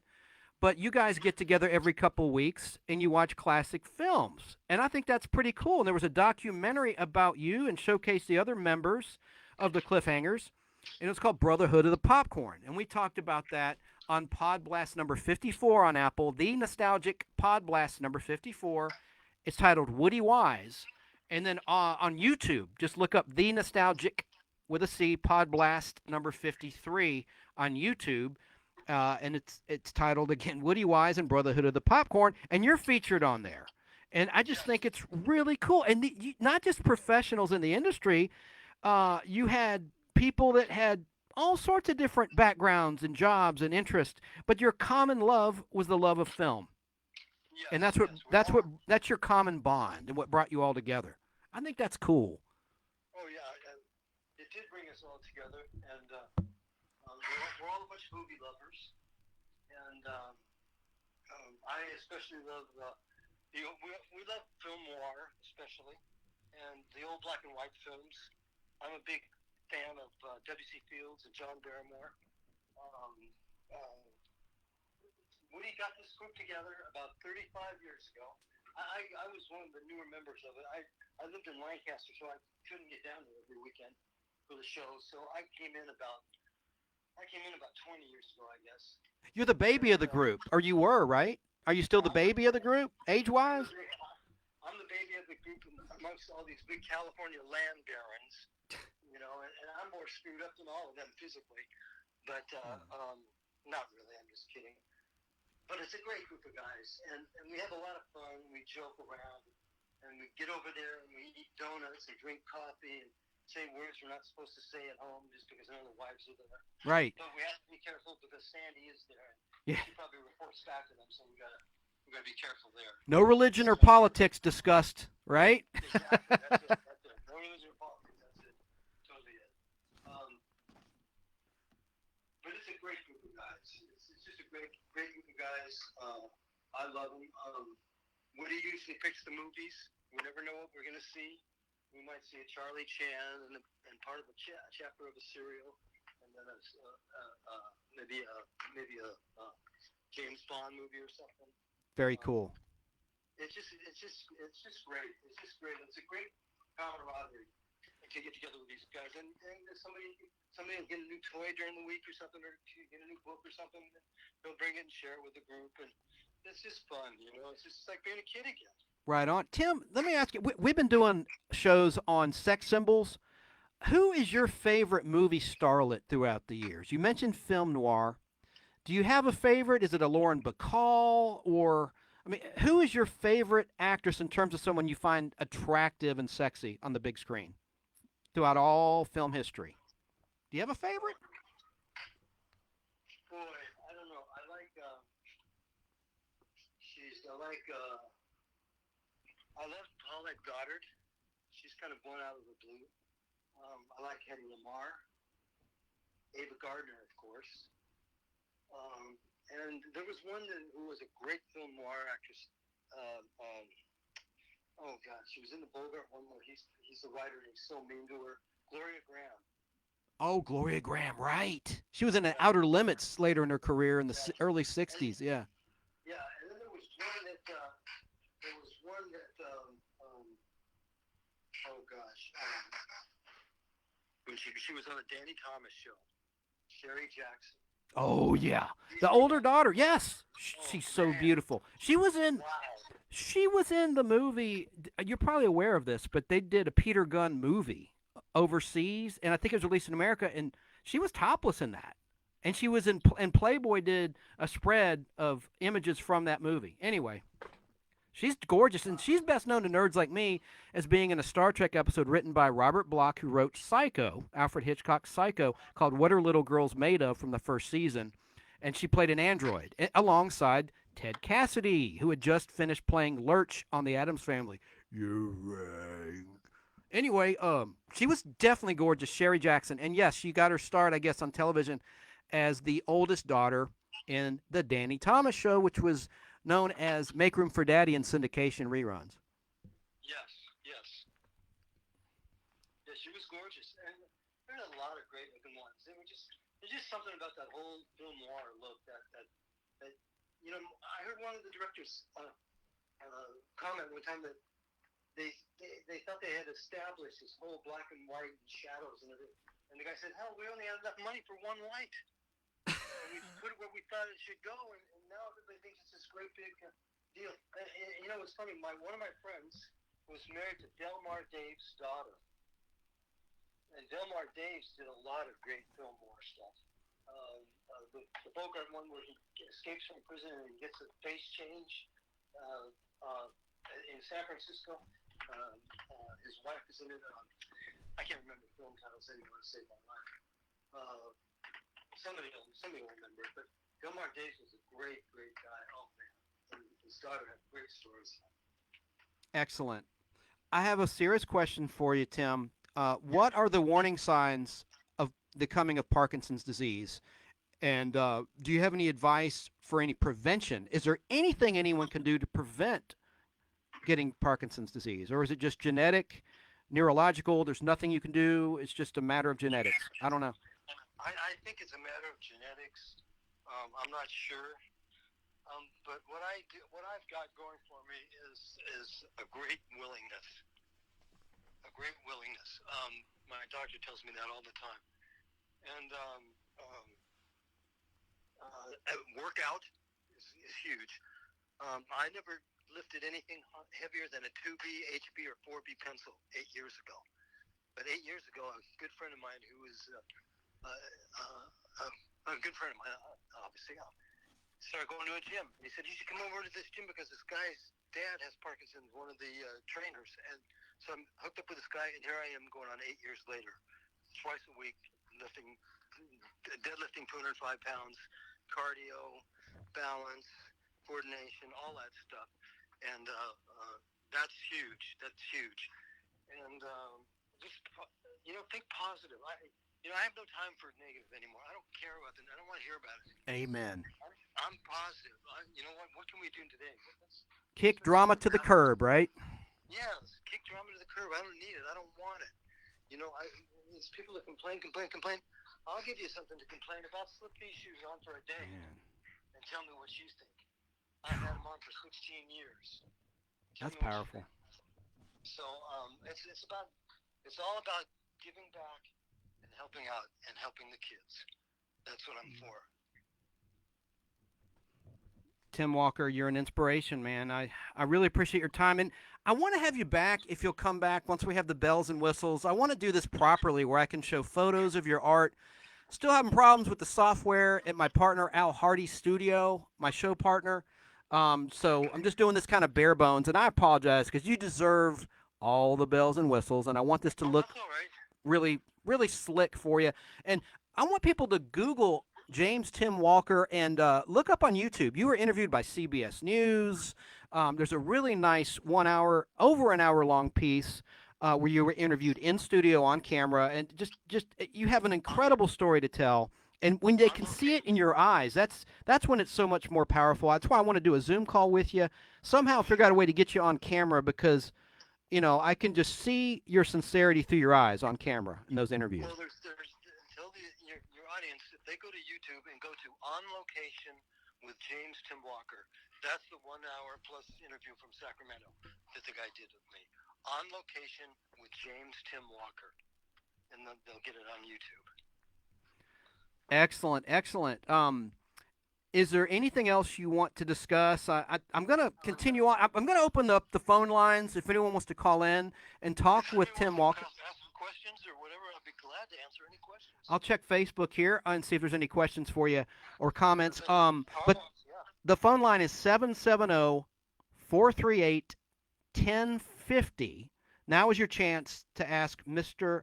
James Tim Walker some questions you might have about his work in his illustrious, see what I did there, illustrious long career in Hollywood. Thank you. The check is in the mail. Yeah. Let me check some comments here. Kim Ponder says, man, that's great. You got a pension for doing something that you love.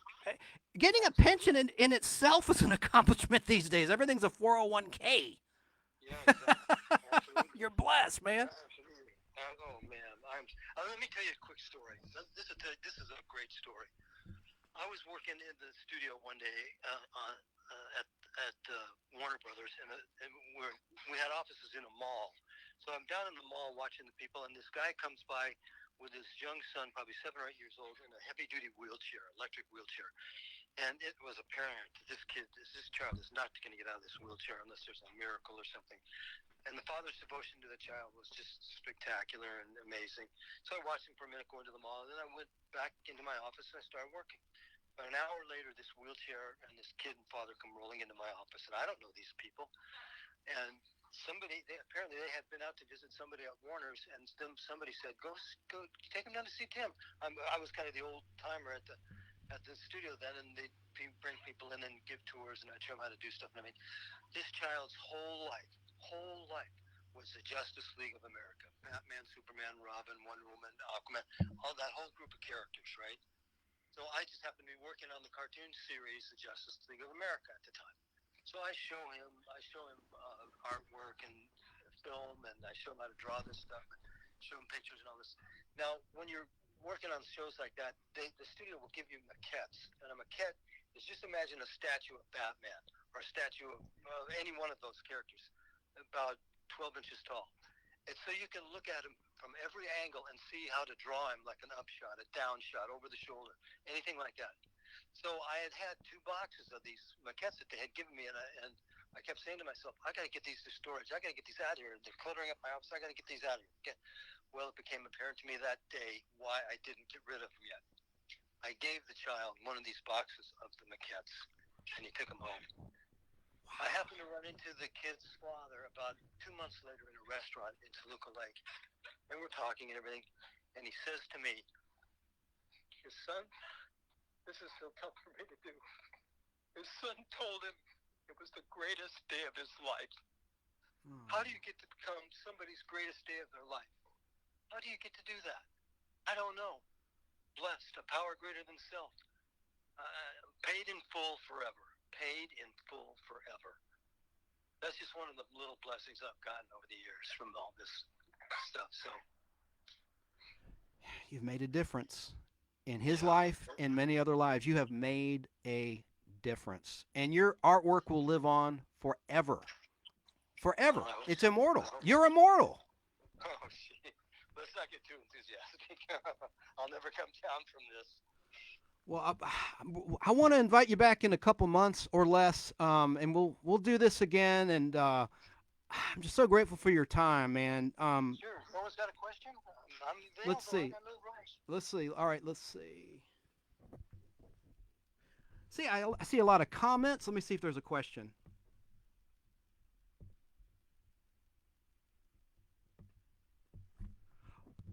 Uh-oh. Oh, somebody, this is, the audio went out. Now it's back. Okay, well, geez, that's not good. Yeah. Let's see. Oh, here's a comment from Becky Ross Smith. She says, "Oh, wow, you're so humble, and I love hearing your stories." That's Becky Ross Smith. Thank you. Thank you. Here we go. Wesley Millsap says, Bob Clampett, Tex Avery, and Chuck Jones all had shows on every Sunday on Cartoon Network years ago. Yep. Yep. And he also says Cartoon Network always did an awesome job promoting the Bob Clampett, Tex Avery, and Chuck Jones shows. Yeah, they sure did. Yeah, they did. Absolutely. Becky says, thank you, Tim, You're welcome, Becky. for sharing your inspirational story. You know, for all you budding young artists out there, you know, drawing is such a part of my life. Drawing is so spiritually fulfilling. And, you know, I meet a lot of people that say, I can't draw a straight line. And I say, yes, you can. Go over there and get that ruler and come over here and draw a straight line. But I'm not interested in the straight line you draw. I'm interested in the curved, the crooked, the broken. In other words, if you don't do any kind of artwork, get a sketchbook, get some soft pencils, soft lead, and just doodle. Just doodle. Draw a circle, put a little tiny circle almost up at the top of it inside the circle, and then put two little dots over that tiny circle. Now you got a face. In other words, just draw, and enjoy the experience. It doesn't matter what the outcome is. There are no good. A long time ago, I worked with a guy. He ghosted the Pogo Possum comic strip. If you remember that comic strip from the 40s and 50s, you might not. It was a beautiful comic strip. And he used to say to me, Tim, there are no good, bad, or indifferent drawings. They're your drawings. Whatever you want to do is fine. If you just want to make lines on a paper, that's fine. But just enjoy the creative process. It's so fulfilling for the soul.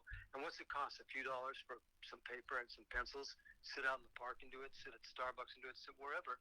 And just enjoy the experience. So that's all I'm going to preach on that subject. Live in the moment. Live in the moment. That's right. Live right now, one day at a time. Live in the moment. Same thing. That's right. Serenity prayer, brother. I have a question for you from Kim. Yeah. Tom, Yes. Tom, do you foresee the younger generations you have taught, quote, the best of both worlds, unquote, teaching their successors? Do you have faith in that happening? Oh, I'm sure they will. I don't know what it's going to be. You know, we don't know what everything evolves into something different. So, yeah, I'm sure that they'll continue on and they'll teach the generations coming behind them, and just like I taught some of the guys that came behind me, and I was lucky enough to have some of the great giants teach me. So yes, I think that's just the way it is in every industry. I think, unless I'm wrong, I don't know, but yeah, I would say they will. Sure. We would hope so, wouldn't we? You know, that you'd Absolutely. pay it forward, you know? Yeah. Yes, absolutely. Give a helping hand up. So, you know, like people ask me all the time, what do you think of my drawings? What do you think of this, that, and the other thing? Well, I'm not out to crush anybody. Like, there are people that say to me, oh, I want to do it. I want to get into animation. I want to do this. I want to do that. And I look at their stuff and I say to them, you know, if it's meant to be, it will be. It might not be tomorrow. It might not be next week. It might not be next month. But if it's meant to be, it will be. But for now, draw, and did I say draw? That's what the old timers used to tell me all the time. They'd say, draw, you've got 100,000 bad drawings in you. You've got to get those 100,000 out, and then you start doing good drawings. Well, I guess I finally got the 100,000 one out about 4 days ago. I'm finally starting to do some good ones. So, in other words, drawing. If you don't do it professionally, if it doesn't work out, you still have to have it for yourself to enjoy, and just get that great feeling, that satisfaction of doing what you do, and just the art of doing, not the art of the final product, the art of doing. Very well said. I have a question for you, Tim. Yes, sir. Yes, sir. If there is there one pop song or song that you like that best describes your journey, the journey of James Tim Walker, what would that song be? I thought about that, and I wasn't quite sure, but I came up with one, and then I came up with this one because number one, I love the acoustic guitar in this song, and it's really a song about life if you really think about it. It's the great 11-minute song by Bob Dylan called "Desolation Row." It was on the Highway 66 Revisitors, Highway 61 Revisit, the early album, and it's a typical Dylan. It's got all the ups and downs and the most beautiful acoustic guitar playing that I've ever heard. Now, I will tell you that my favorite song from rock and roll or 50s or 60s or any of that stuff was "Silhouettes on the Shade" by the Rays. Took a walking past your house late last night, all the shades were pulled and drawn way down tight. Wondered if I was the guy for silhouettes on the shade. That's my lousy impression of it. But those are the two songs. I mean, there's any number of them that I've loved. I mean, Sounds of Silence, Simon and Garfunkel. I'm a huge Rolling Stones fan. A lot of that. There's so many of them, but I think Desolation Row is the one I would pick. Well, man, your dedication to overcoming just unsurmountable odds is very inspiring, and I'm very grateful for you coming on our little show, the Nostalgic Podblast. And we're going to do this up right with some graphics next time. I promise you, sir, in the near future. That's fine. At your convenience, anytime I'm available. Excellent. Well, I guess we'll wrap. I'm going to continue my little history lesson of animated feature films in this show. Let me tell you one last little story that I just happened to remember. Okay. I was working on a project called the Joke Book at Hanna-Barbera. And what it was a bunch of little blackout jokes, like little quick 10-second joke, 30-second joke. And it never found its place on the air because it always got preempted by basketball or something. It never found its way on the air. But anyway, you would pick up a storyboard or a script. You'd pick up a script and you had to do the storyboard, the layouts of the animation, and do the whole thing. You'd pick it up from Mr. Hanna. And Mr. Hanna was, Hanna-Barbera, the great timers on. Mr. Barbera did the layouts on Tom and Jerry, but Mr. Hanna timed all the scenes out. He was great at timing. So you had to do this project and go over every step of it on the moviola with Mr. Hanna. And the moviola is where they film the pencil drawings and you look at it to make sure it's right. So I had the monsters playing golf, and it was Frankenstein, the Wolfman, Batman, and the Mummy playing golf. Well, I did this scene. If you remember those old mummy pictures from Universal back in the 40s, this is the slowest monster on Earth, but yet he's killing everybody in sight, right? Karloff, yeah. Yeah. And we would step and drag his foot. Do you remember that walk? He would step and drag his foot, step and drag his foot. Oh, that yeah. Was the walk. I copied it on The Walking Dead playing a zombie, but go ahead. Okay. So I did the mummy walks across the golf course, right? So I did this scene where he's walking across the golf course just like that. And Mr. Hanna went berserk. He goes, "Oh, my God, that's great. I love that. I can use that. I love that. That's perfect. That's perfect." And I thought to myself, here's the guy who was a hero of mine growing up watching Tom and Jerry. And here I am in his studio doing something that he really liked, really, really liked. Wow, how cool is that? That just made it all worthwhile, everything. So that's just another one of those little gems that happens in life, and you're lucky enough to realize it's happening. So anyway. How's your health now? My health is good. I'm going to Stanford on the 3rd of June to look into this deep brain stimulant operation that they have, which is it sounds very Frankensteinian, but it's not. They drill 2 holes into your brain. There's no feeling in your brain because there's no nervous system. They place 2 electrodes in your brain, hook it up to a battery like a pacemaker, and my nervous system will be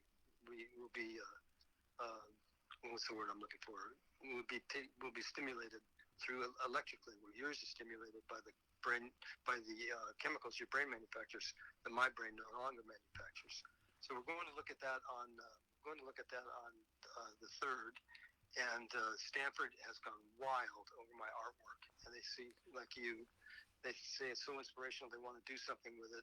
I don't know what, but hopefully it'll be something positive. So I'm anxiously going and heading that way. And maybe by the next time I see you, or talk to you, I'll have a new battery. I can take the tattoo off of my right arm that says "out of order." I can take that off and put.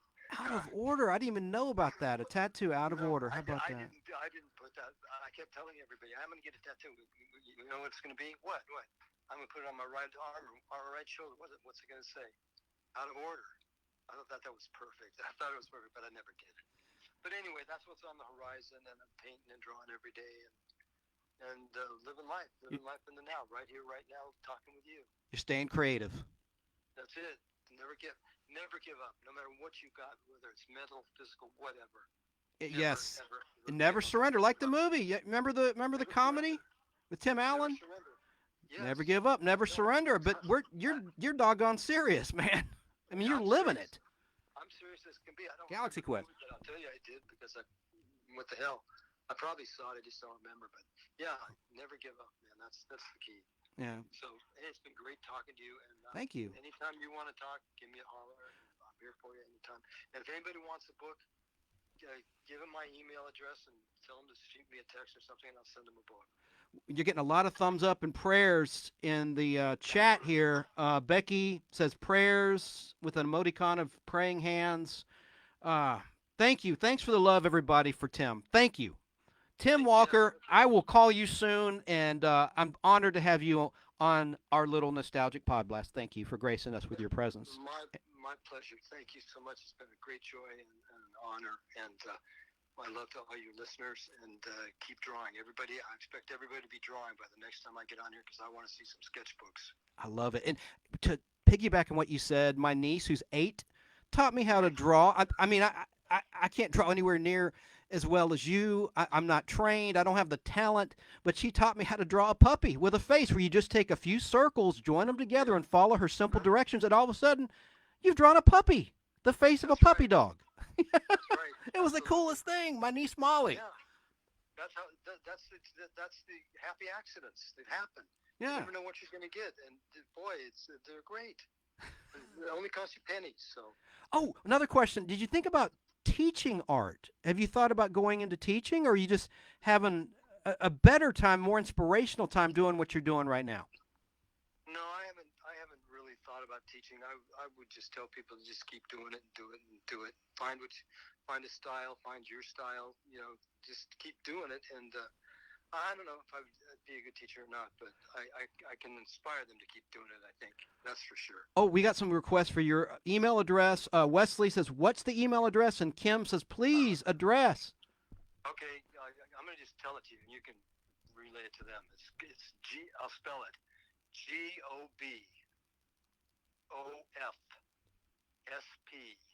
GOBOFSPITAA. That's gobofspitaa@yahoo.com. You got it? Got it. gobofspitaa@yahoo.com. And I'll go into tell you what that means the next time we talk. Okay, sounds good. And you check that email regularly, sir? Yeah, I check it regularly. So just tell them to include their address, and I'll send them a book until I run out. What? Yeah, I'll send them a book. Well, they might have to send me 50 cents or a quarter. I think the shipping will be a little more than that, but I'm grateful for the book you sent me, man. Thank you. My pleasure. And if you put it on eBay, pay somebody $1.50. I'd never do that, man. No. I know. I'm just kidding. All right, man. It's been a pleasure talking with you. I had a wonderful time. Thank you. You inspired everyone that was listening today, and this will air next week, just so you know, at fistfulofradio.com. It'll air Saturday and Sunday. This is Georgia time, the Atlanta, Georgia area, from 2 to 5 p.m., and that'll be next weekend, and it'll be on YouTube tonight. So this will have some rewatchability. And thank you again, Tim, my new friend, and I will talk with you soon. Thanks, Chance. It's been a pleasure. Take care, buddy. God bless you. Thank you. God bless you, too. Bye-bye. How about that? I hope the audio was okay, guys. I saw some messages in chat from Wesley, particularly, saying that the audio dropped off. Gosh, I hope not, but it may have. I just want to read a little bit of Tim, and then I'll get on with talking about more animated feature films and the history of that. So let me just give you some more background on Tim. And you heard his email address. I'm going to repeat. I said this at the top of the show, but as many as 1 million Americans and up to 10 million people worldwide are currently living with Parkinson's disease, according to the Parkinson's Disease Foundation. Experts say many thousands of cases go undetected, but every year in America, some 60,000 people are diagnosed with Parkinson's. In 2007, James Tim Walker was one of them. For someone who made a living with his hands, the news was devastating. The two-time Emmy winner Walker is a world-renowned animator and animation director, having worked with the Disney Studio, Hanna-Barbera, Filmation, Warner Brothers Animation, and more. His talents have given the likes of such characters as Scrooge McDuck, Tom and Jerry, Sylvester and Tweety, the Flintstones, Batman and Superman, and all the DC superheroes' life. He brought them to life. This is a quote from Tim. Drawing has been one of my passions since the first cartoon I saw at my grandparents' house when I was 5 years old, says Walker, who grew up in Hollywood not far from the Hanna-Barbera studio.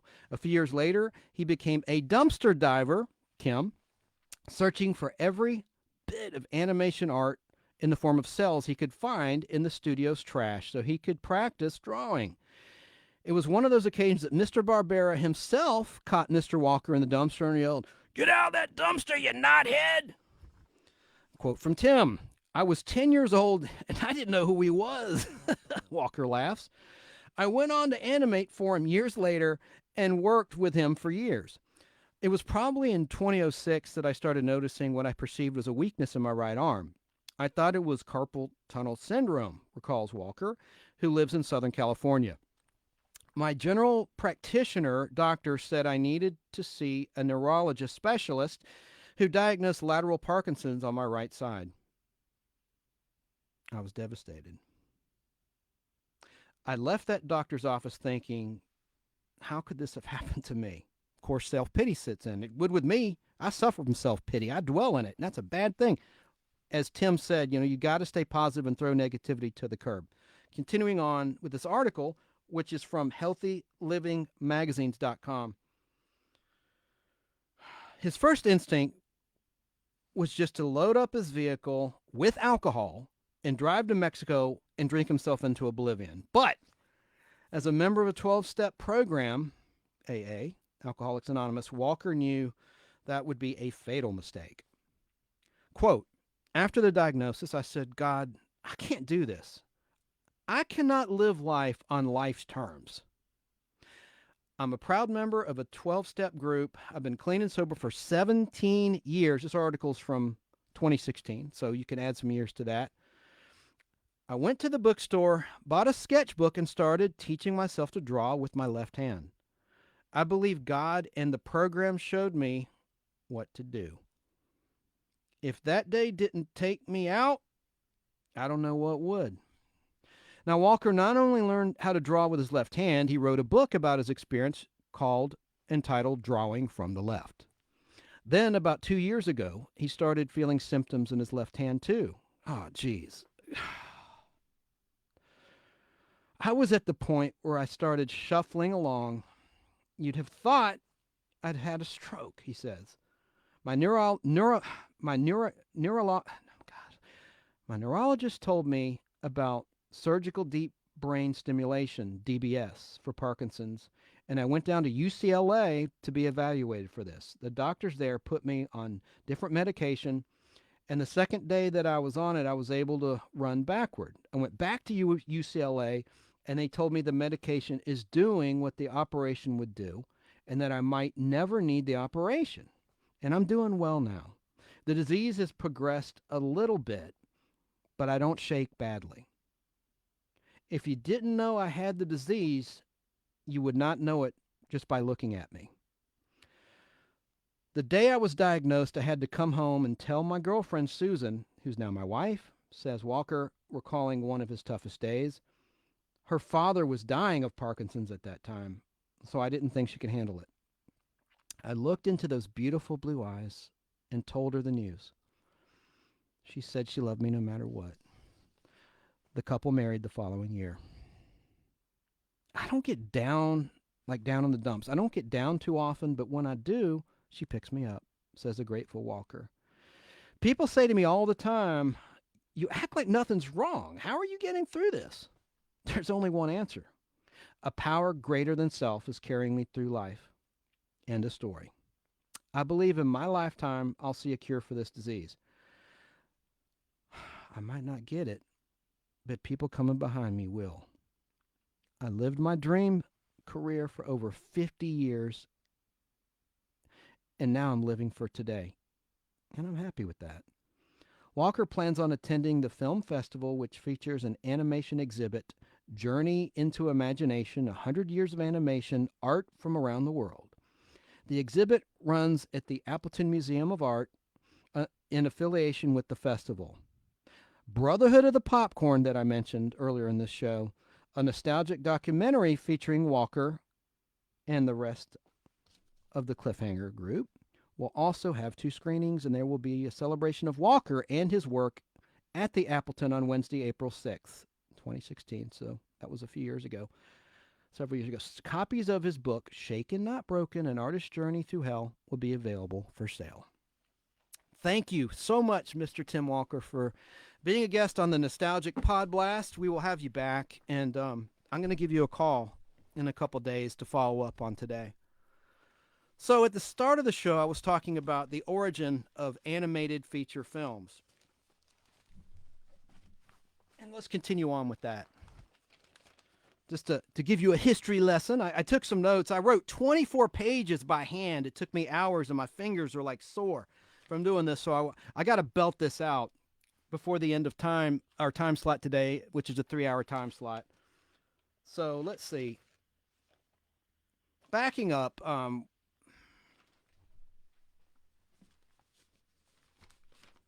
Lol.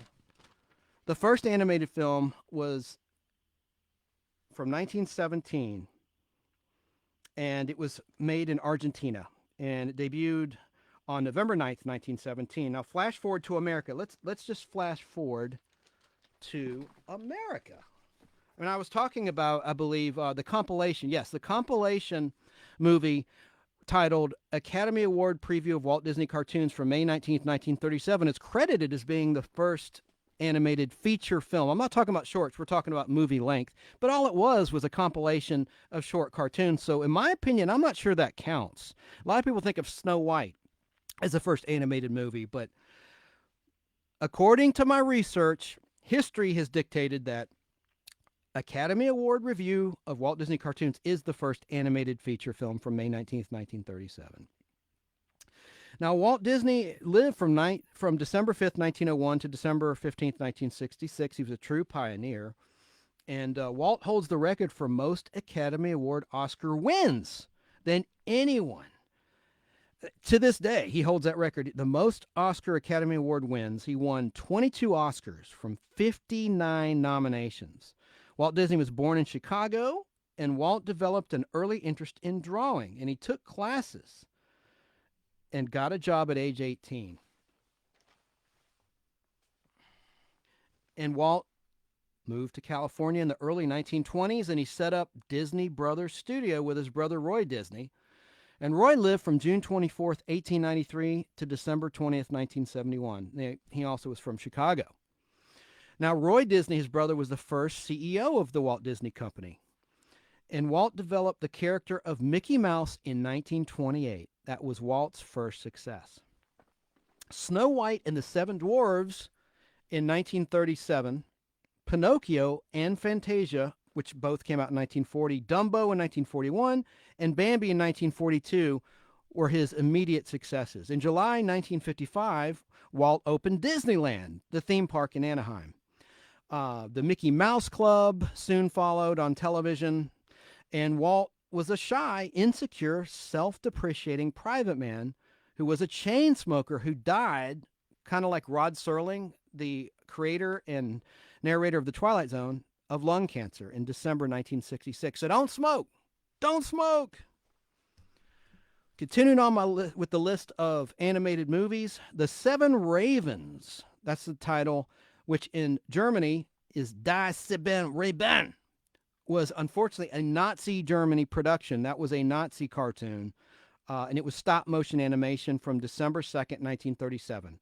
And it was directed by, I don't even think I should repeat his name, but I will just for history's sake, Ferdinand and Herman Diehl, Diehl, Dale. And that was The Seven Ravens. Snow White and the Seven Dwarfs won a special Academy Award for being the first animated feature. It was released December 21st, 1937 by David Hand, William Cottrell, and Wilfred Jackson, and Larry Morey, Pierce, and Bob Sharpstein. It was a revolutionary movie, and did you know that Walt Disney didn't like it? Snow White and the Seven Dwarfs. It was a dark movie, but Walt Disney allegedly didn't care for it. And then let me just tell you about The Golden Key. That was in the Soviet Union, a stop-motion animation and live-action movie from July 1st, 1939 by Moss Film Productions. This was Alexander Pushko's first and last foray into animation. I'm sorry, it's the last foray into animation. Gulliver's Travels was released December 22nd, 1939 in the United States of America by Fleischer Studios. And they had done the Superman 1940s cartoons in color. Those were shorts that would appear before the feature film. And Dave Fleischer directed. Gulliver's Travels, December 2nd, 1939. Pinocchio was released on February 7th, 1940, and it won 2 Academy Awards, one for Best Original Song for When You Wish Upon a Star. Man, is that not like the quintessential Disney theme tune, When You Wish Upon a Star? Won an Oscar, and it won for Best Original Score. That's a signature song. I love When You Wish Upon a Star. And, of course, Pinocchio introduced the character of Jiminy Cricket, who had been in the book, The Adventures of Pinocchio from 1883. And in that, Pinocchio killed Jiminy Cricket. And Jiminy Cricket, his voice always reminded me of Joe Lieberman, the former running mate of Al Gore in the election bid for president in the year 2000. Joe Lieberman. He always reminded me of Jiminy Cricket. But I think Joe Ockman, he was the voice. Let's see, Joe Ockman.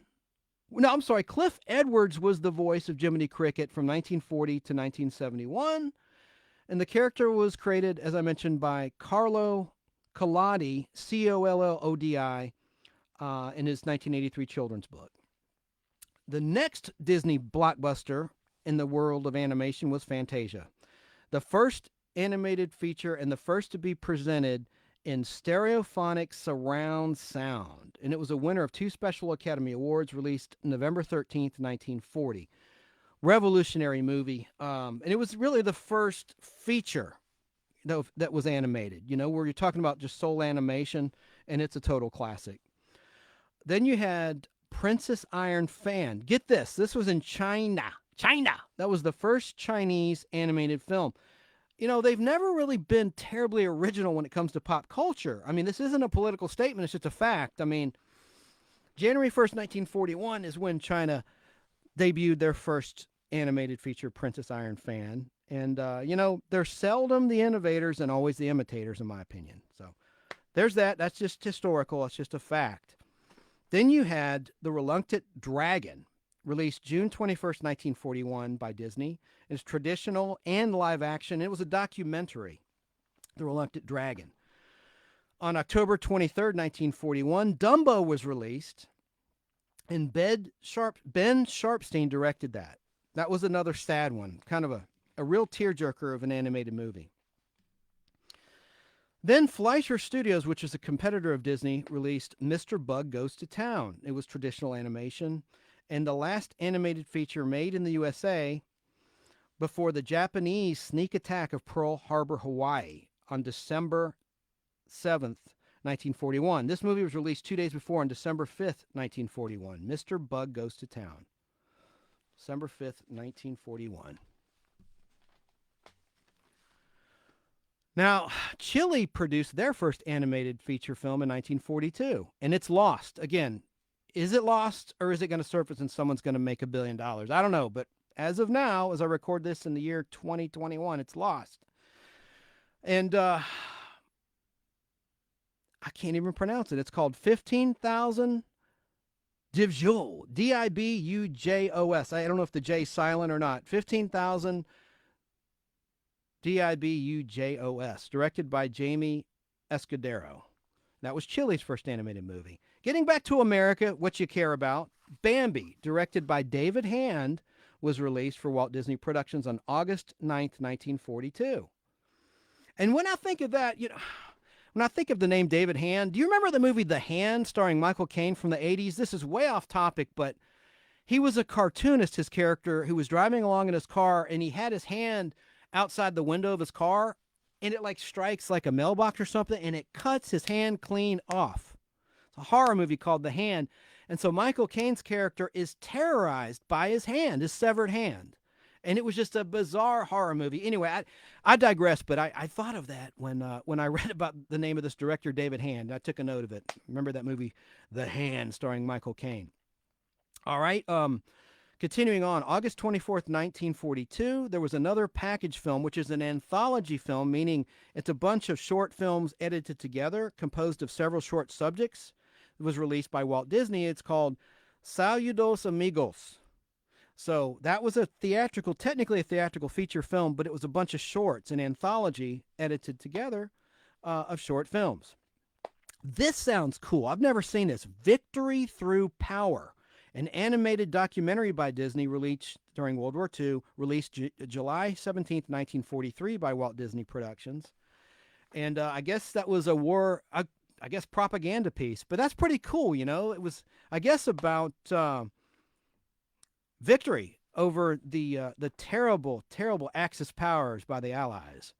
So, Victory Through Power. I'm going to look that up. I'm ashamed to say I've never even seen it. Then you had The Three Caballeros, a package film from December 21st, 1944 by Disney, and that was traditional animation and live action. Now, the first Japanese animated film was Mamatero's Divine Sea Warriors by Mitsuyo Seo. I'm not even going to try to pronounce this, but Sokiko Doga Kenjiko, traditional style animation. He directed it, and it was traditional style animation, released April 12th, 1945. And of course, in history, the D-Day Normandy landings were on June 6th, 1944.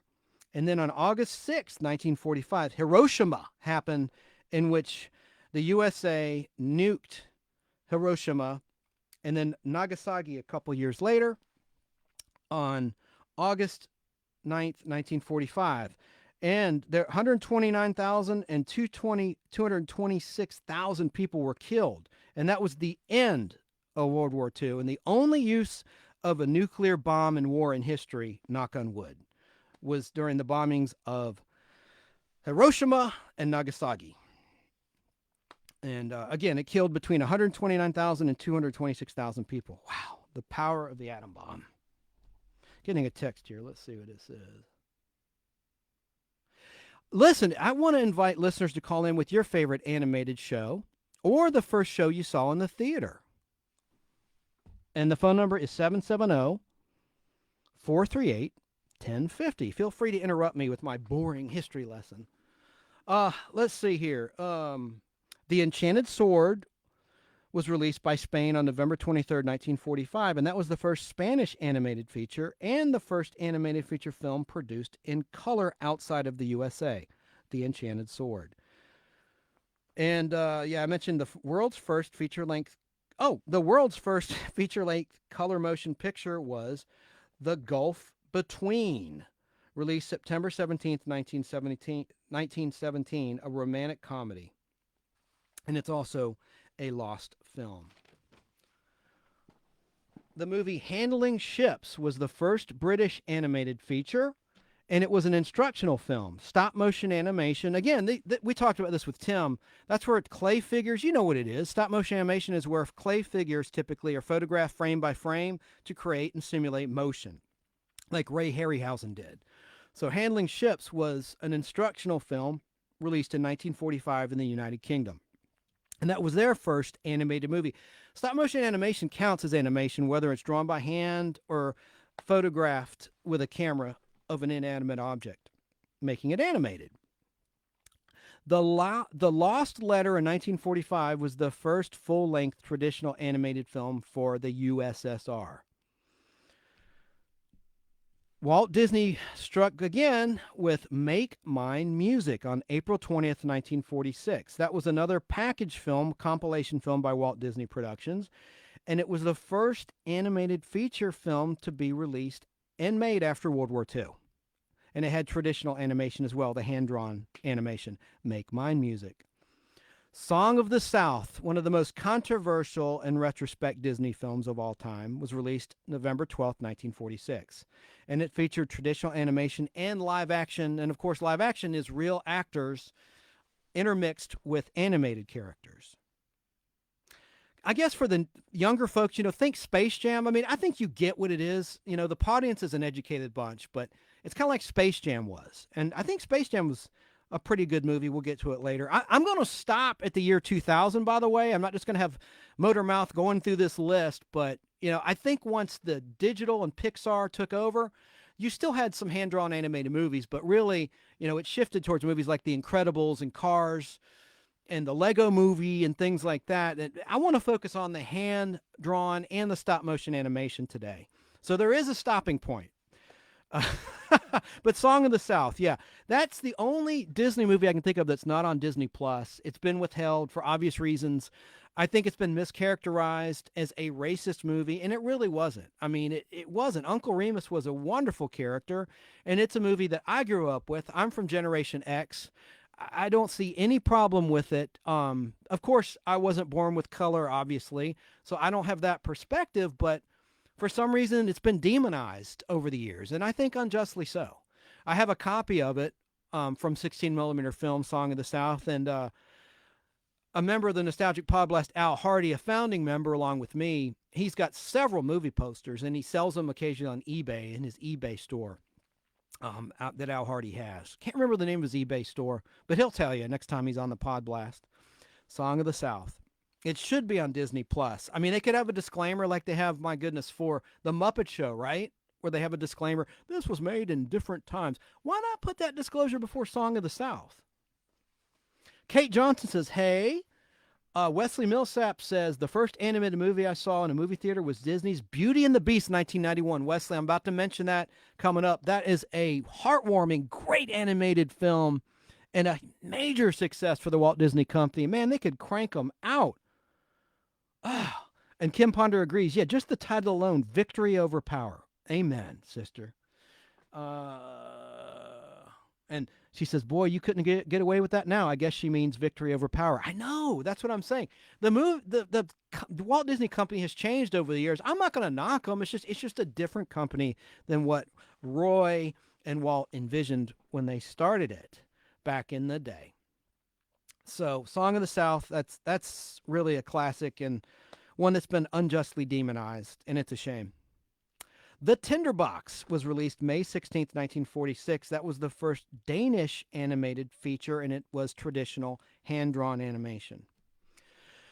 Listen to this title, The Crab with the Golden Claws, released January 11th, 1947, and it was the first Belgian animated feature, and it was stop-motion animation.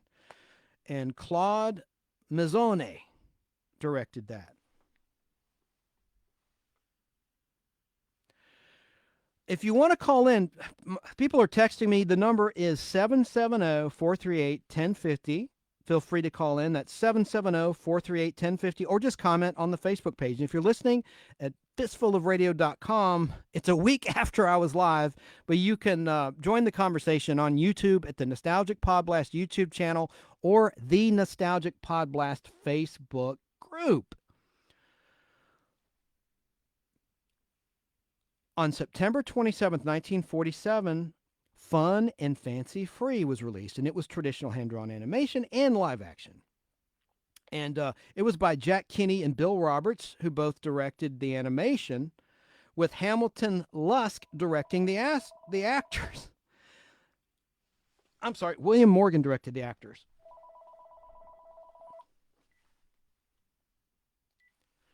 The Nostalgic Podblast. Hi, is that Chance? Yes, it is. Who do I have the pleasure of speaking with? Well, this would be Kate Johnson herself. Hey. Lady Kate, of course, of England, you know. Oh, hey, Kate. Kate, it's good to hear from you. I want to have you on the show as a guest. You've got to come on the show. I know. I'm trying to do that right now. So. I mean, on camera. But what have you got? We're talking about animated movies today. And I know your son loves Space Jam. I don't mean to steal your thunder. Is that what you were going to talk about? How your son loves Space Jam, or do you have something else to say? There's so much to talk about.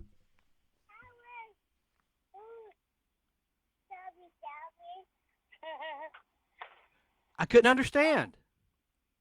Sorry, that was Alana trying to build a tower. But yeah, I'm down to talk about whatever.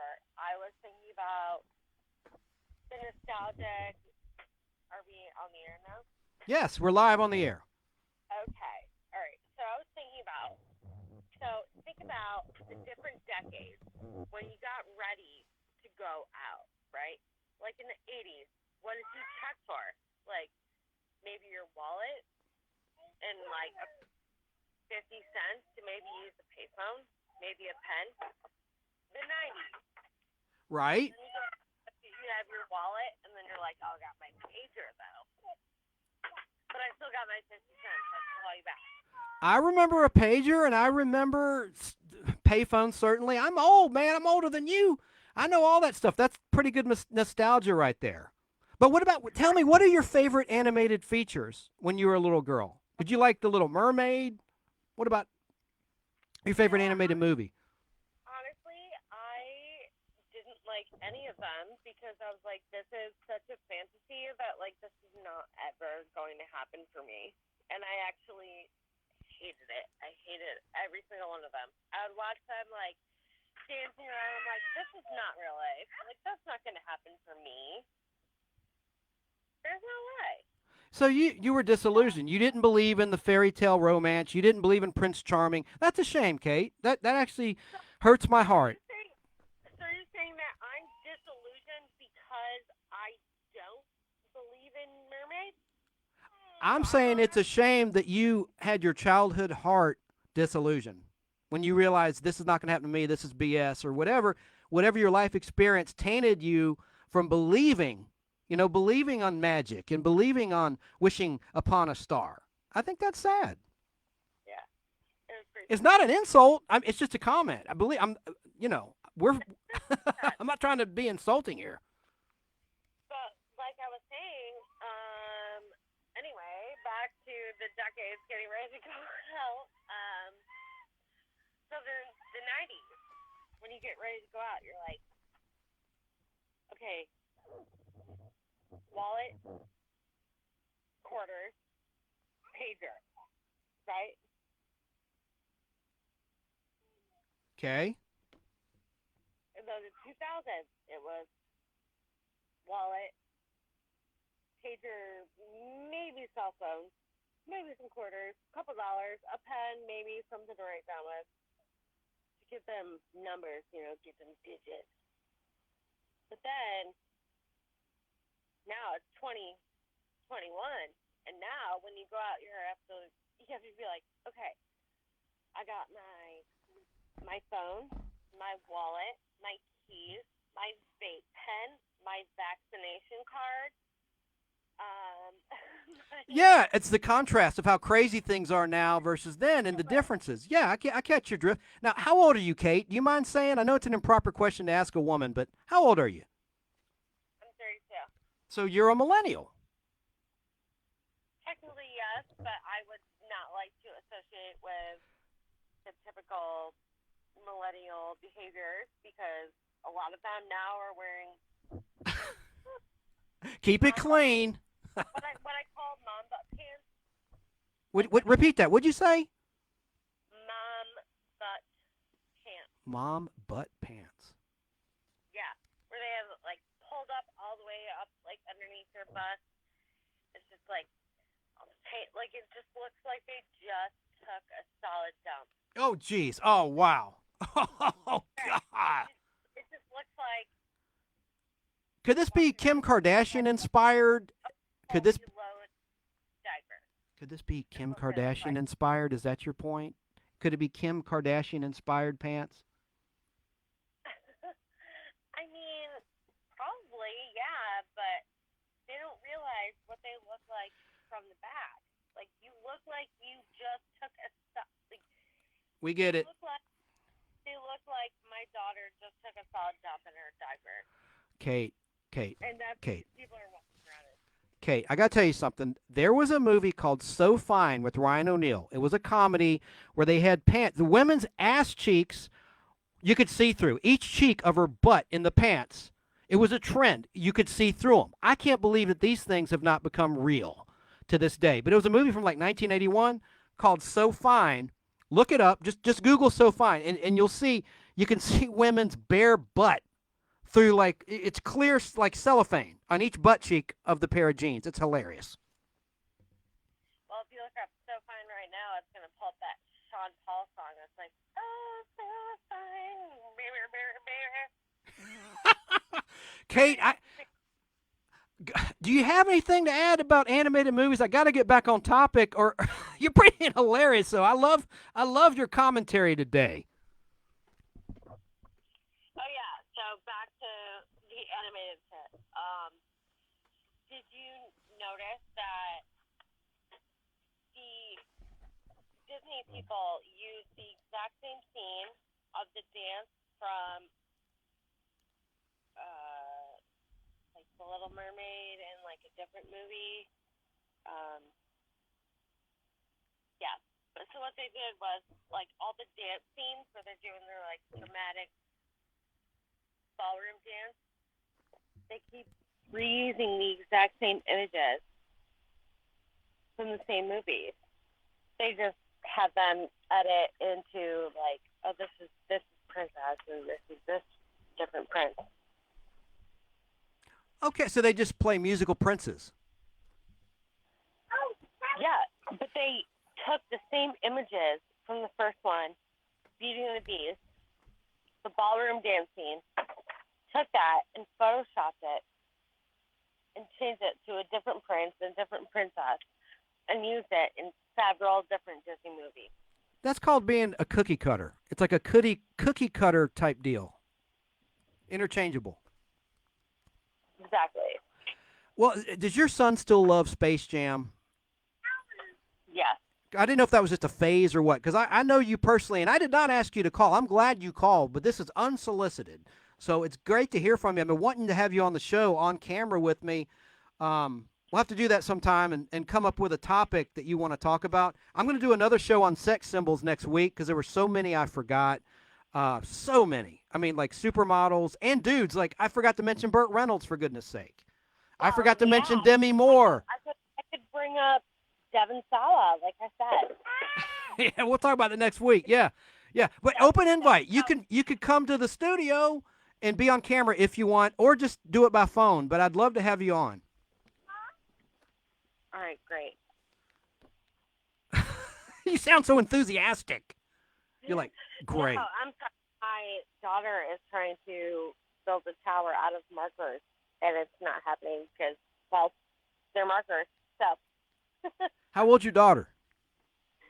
Well, she's 2 years and I guess 4 months.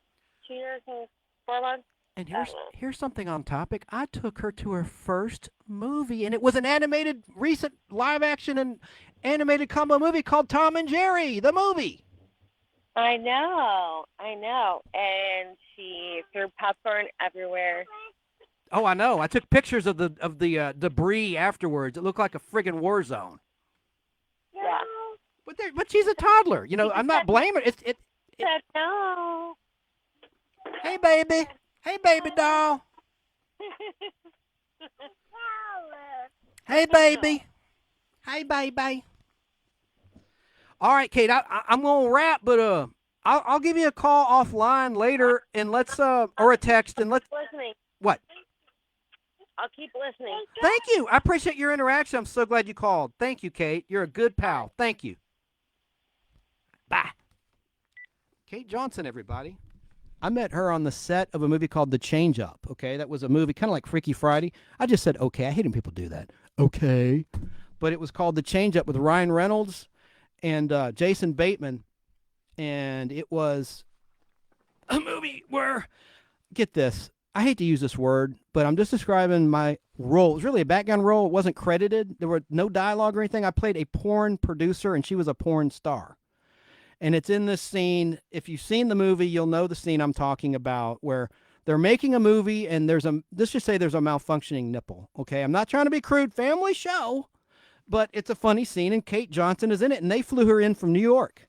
That's where she's originally from Binghamton, New York, and she now lives down here in the Marietta area. And we became friends, and she's a good, funny gal. She does a lot of jokes, and she's been doing some amateur stand-up comedy and things, and that's Kate Johnson. Getting back on track, we were talking about Song of the South, and the crab with the golden claws and the tinderbox, fun and fancy free. Yeah, and I kind of botched that. Let me start over with Fun and Fancy Free. That was traditional animation and live action, released September 27th, 1947. And Jack Kinney and Bill Roberts directed the animation, with Hamilton Lusk and William Morgan directing the actors. I screwed that up, so I want to get that record straight and get that correct. On December 13th, 1947, there was a stop-motion animation movie released called The Czech Year, like Czechoslovakia, and that was the first Czechoslovakian animated feature, The Czech Year. On May 27th, 1948, Melody Time was released by Walt Disney Productions, and it was another package film or a compilation film. The Adventures of Ichabod and Mr. Toad was released by Walt Disney as another package film on April 15th, 1949. Then, in 1949 in France, Alice in Wonderland was released, and that was directed by Dallas Bauer. That was an animated feature in France. Then you had The Dynamite Brothers by Nino Pagot, P-A-G-O-T, in 1949, and that was the first completed animated feature in Italy. The Dynamite Brothers, the first animated feature in Italy. Now, the 1950s kicked off with Walt Disney's Cinderella on February 15th, 1950.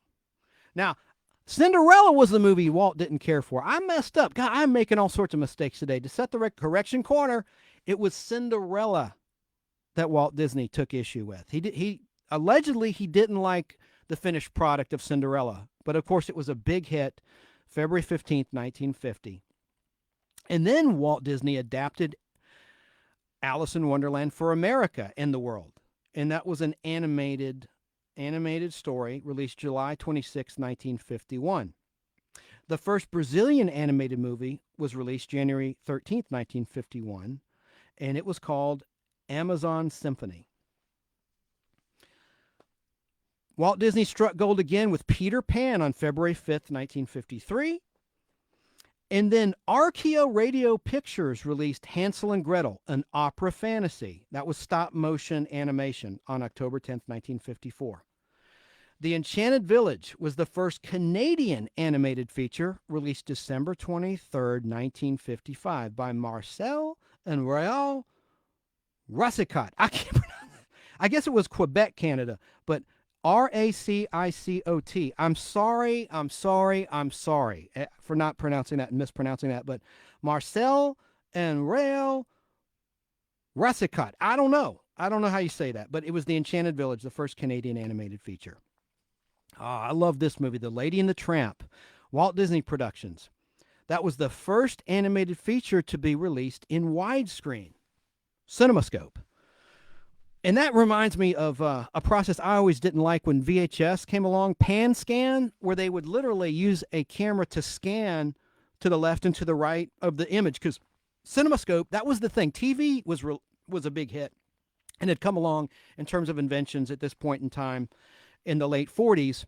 I think in 1946, television was invented. And in the early 50s, they had to compete because movie houses weren't packing them in like they used to because people were staying home to watch TV after they bought their expensive television set. So what the movie producers did was they came up with a system where the picture's larger than life and it's wide, just like movies are today. And that was called CinemaScope.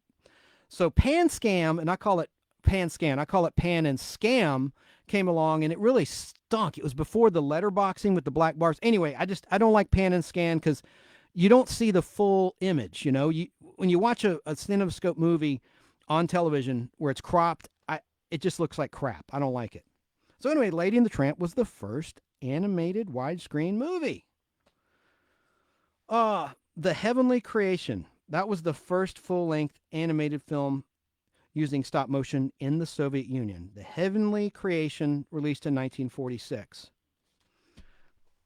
The Big Fun Carnival was traditional animation and stop motion animation, and that was also a compilation film of old theatrical cartoons previously distributed by Paramount Pictures. And this was planned as the first of 12 features, but it bombed. And this was the only one released back in 1957. So the Big Fun Carnival for Paramount didn't make the cut. And so they didn't release the other 11 installments they had planned. Oh, this is actually a television animated movie. I'm going to make just this one exception, maybe two, and mention television production. Actually, I know there's two. Hemo the Magnificent. This was a film that Frank Capra directed, a very popular movie director. And this was a movie about the circulatory system, and it aired on CBS television on March 20th, 1957. It was made for TV. I think it might have been released theatrically. I have a film print of it, but it was a combination of hand-drawn animation and live action. And Time Magazine, the D-bags at Time Magazine wrote terrible reviews of Hemo the Magnificent, calling it condescending and dumbed-down science. So Time Magazine didn't like it, but history has proven different. It was pretty entertaining, Hemo the Magnificent. It's a very well sought after film print. They're kind of plentiful too. You can find that to this day on film if you look on eBay. The Tale of the White Serpent was released October 22nd, 1958, and this was the first anime feature in color. And anime means Japanese art, as you know. Just for those that don't know, that's anime. So October 22nd, 1958, The Tale of the White Serpent was the first Japanese animated feature film. Jack Kinney directed 1001 Arabian Nights, which was traditional animation for Columbia Pictures, and it was released December 1st, 1959 in America. Sleeping Booty. That's a whole different spin on it, Sleeping Booty. Boy, talk about a creeper. Anyway, Sleeping Beauty. This is not Sleeping Booty, which sounds like a roofie tale, but Sleeping Beauty was produced by Walt Disney Productions and was released January 29th, 1959. And it was 1 hour, 16 minutes long, and it was the first animated feature to be presented in Super Technorama 70 widescreen, which means 70 millimeters, 70 widescreen. Super Technorama 70 widescreen. And that was the last Disney movie to use traditional inking, hand-inked pencils, meaning there's one artist that draws the pencils and another artist inks over it, literally traces over it in ink. So Sleeping Beauty, I did it again. Sleeping Beauty was the last Disney movie to use traditional inking. Moving along, The Coyote's Lament. The Coyote's Lament was released March 5th, 1961. And that was actually a Disneyland TV series, another television production, and it was released theatrically later, but it was from season 7, episode 18 of Walt Disney Presents. And it was released theatrically abroad, meaning in Europe and other countries in 1968. The Coyote's Lament. 101 Dalmatians. Everyone knows this one. Released January 25th, 1961. And it was the first animated feature to use xerography. The xerography with an X process. Xero graphy. Xerography process, which replaced the hand inking process.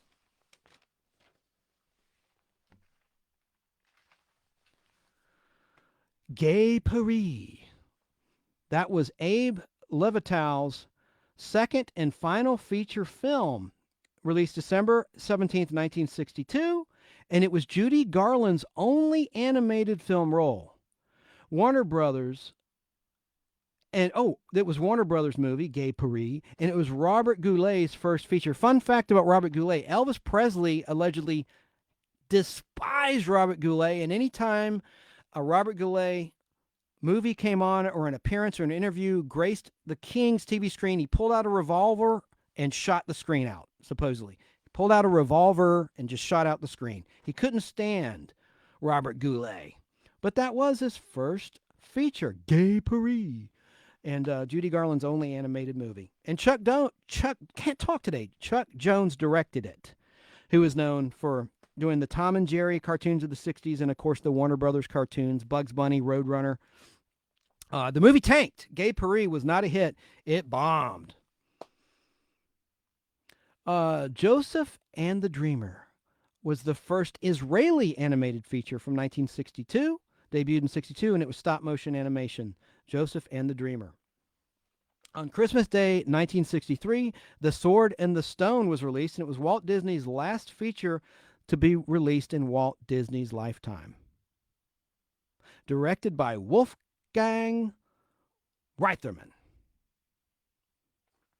And it was released on Christmas Day in the USA. Hey there, it's Yogi Bear was released June 3rd, 1964, and it was the first animated feature based on a cartoon TV series, and the first feature by Hanna-Barbera, where our esteemed guest worked for many, many years, Mr. James Tim Walker, who was a guest on today's show. If you want to hear the interview with Mr. Walker, please just go to the beginning of the show and fast forward about 15 minutes, and that's where he came on. Very inspirational interview, and I'm very grateful to have him as a guest on the Nostalgic Podblast. Here's a good movie, a good comedy, The Incredible Mr. Limpet, which was a combination of animation and live action, starring the great Don Knotts. Released March 28, 1964. It was a Warner Brothers release, and I just remember the fish. There's so many great moments in The Incredible Mr. Limpet. Walt Disney released Mary Poppins on August 26, 1964, and it starred Julie Andrews and Dick Van Dyke. I always get that one confused with Chim Chim Chimney, Chim Chim Chimney. What is that movie? Chim Chim Chimney. Oh, I got some comments. Ryan O'Neill says, awesome show. Thank you, Ryan. I want to talk with you, Ryan, about your station. He's on WQEE, I believe, in Noonan, Georgia. I want to talk about partnering with you.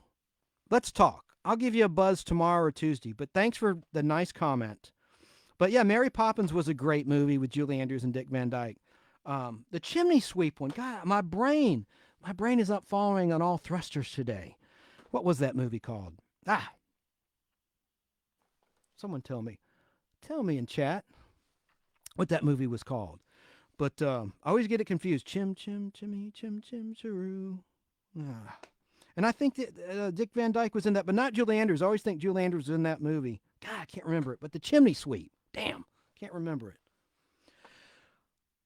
The Man Called Flintstone. This is something I learned preparing for today's show. This is cool. I didn't know there was a feature Flintstone film that came out around the time of the TV show, and it was a James Bond spoof. It was the second animated feature by Hanna-Barbera, released on August 3rd, 1966, with Mel Blanc as Barney Rubble. And, of course, Mel Blanc, he was the man of 1,000 voices. And he also did Twiggy in Buck Rogers in the 25th Century. Hiya, Buck. Remember him, Mel Blanc? He did all the voices, Bugs Bunny. He did the Warner Brothers cartoons for Chuck Jones. But he was one of the two actors that voiced Barney Rubble in the Flintstones television show. And he worked on The Man Called Flintstone. And it was a spy comedy. And like I said, a James Bond parody. But the theme song was not used in that movie. And you know who composed the theme song? Al and I talked about this. The Skipjacks. What a weird name for a band. The Skipjacks, who also sang the theme to the Patty Duke Show. Here's Kathy, who's lived most everywhere, from Zanzibar to Berkeley Square. But Patty's only seen the sights a girl can see from Brooklyn Heights. What a crazy pair. But they sang also the Flintstones. I'm not going to... insult your ears with trying to sing that as well. But they sang the Flintstones, ba-na, ba-na-na-na, da-na-na, the Skipjacks. Boy, I'm going to run out of time. I got a 3-hour hard stop, so let's continue on here. I got about 35 more minutes. Hong Gil Dong was the first Korean animated feature released January 21st, 1967. I'm going to give some props to these other animated knockoffs across the world because America, we're the true innovators. The others are imitators.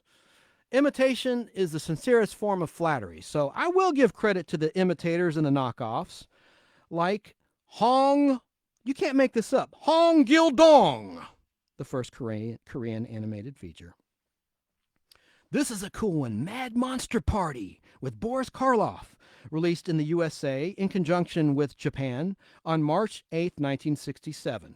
That was a Rankin Bass production and a MOM production. It was stop motion animation, and it featured the voices I mentioned of Boris Karloff, the original Frankenstein, and Phyllis Diller, the comedian. Mad Monster Party. On September 27th, 1967, you had The Wacky World of Mother Goose, which was another Rankin/Bass production, and it was a co-production of the United States and Japan.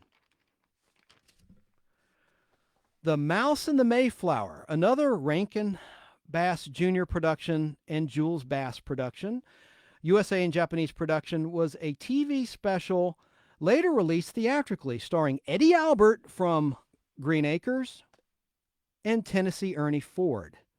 And it aired on November 23rd, 1968 on NBC TV, but it was released theatrically, so I included that on this list.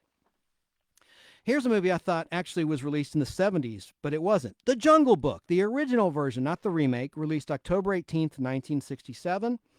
And it starred a really interesting actor, George Sanders, who a lot of the geeks out there like me will know from Batman with Adam West. He was the original Mr. Freeze in season 1. Oh, and also in that first Mr. Freeze episode was Terry Garr.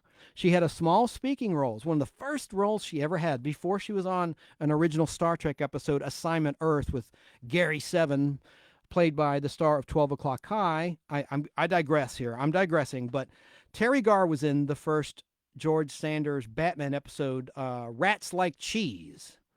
And he played a very menacing Mr. Freeze, and he wound up committing suicide, sadly, in the early 1970s. But George Sanders was in The Jungle Book, of course, as Khan. And it was based on the book published in 1894 by Kipling. And that was a Walt Disney production and a tremendous hit. And I saw the re-release in the 70s, so that's why I was thinking it was new back in the 70s. I'm an old fart. But The Jungle Book was a good one, originally released October 18th, 1967. Out of an Old Man's Head is the first Swedish animated feature. Featured traditional hand-drawn art and live action, released December 6th, 1968. Hey, Beatles fans, Yellow Submarine, in the town where I was born, in the land of submarine. I'm no Ringo Starr, but he's not much of a singer himself. But I love Ringo Starr. But Yellow Submarine was released in the United Kingdom, and it featured traditional hand-drawn animation and live action, and the Blue Meanies.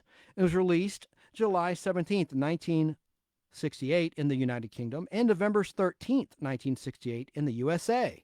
Great album, too. Yellow Submarine. In the town where I was born. I'll probably get dinged just for humming that damn song. They're so picky about their music rights, and I understand why.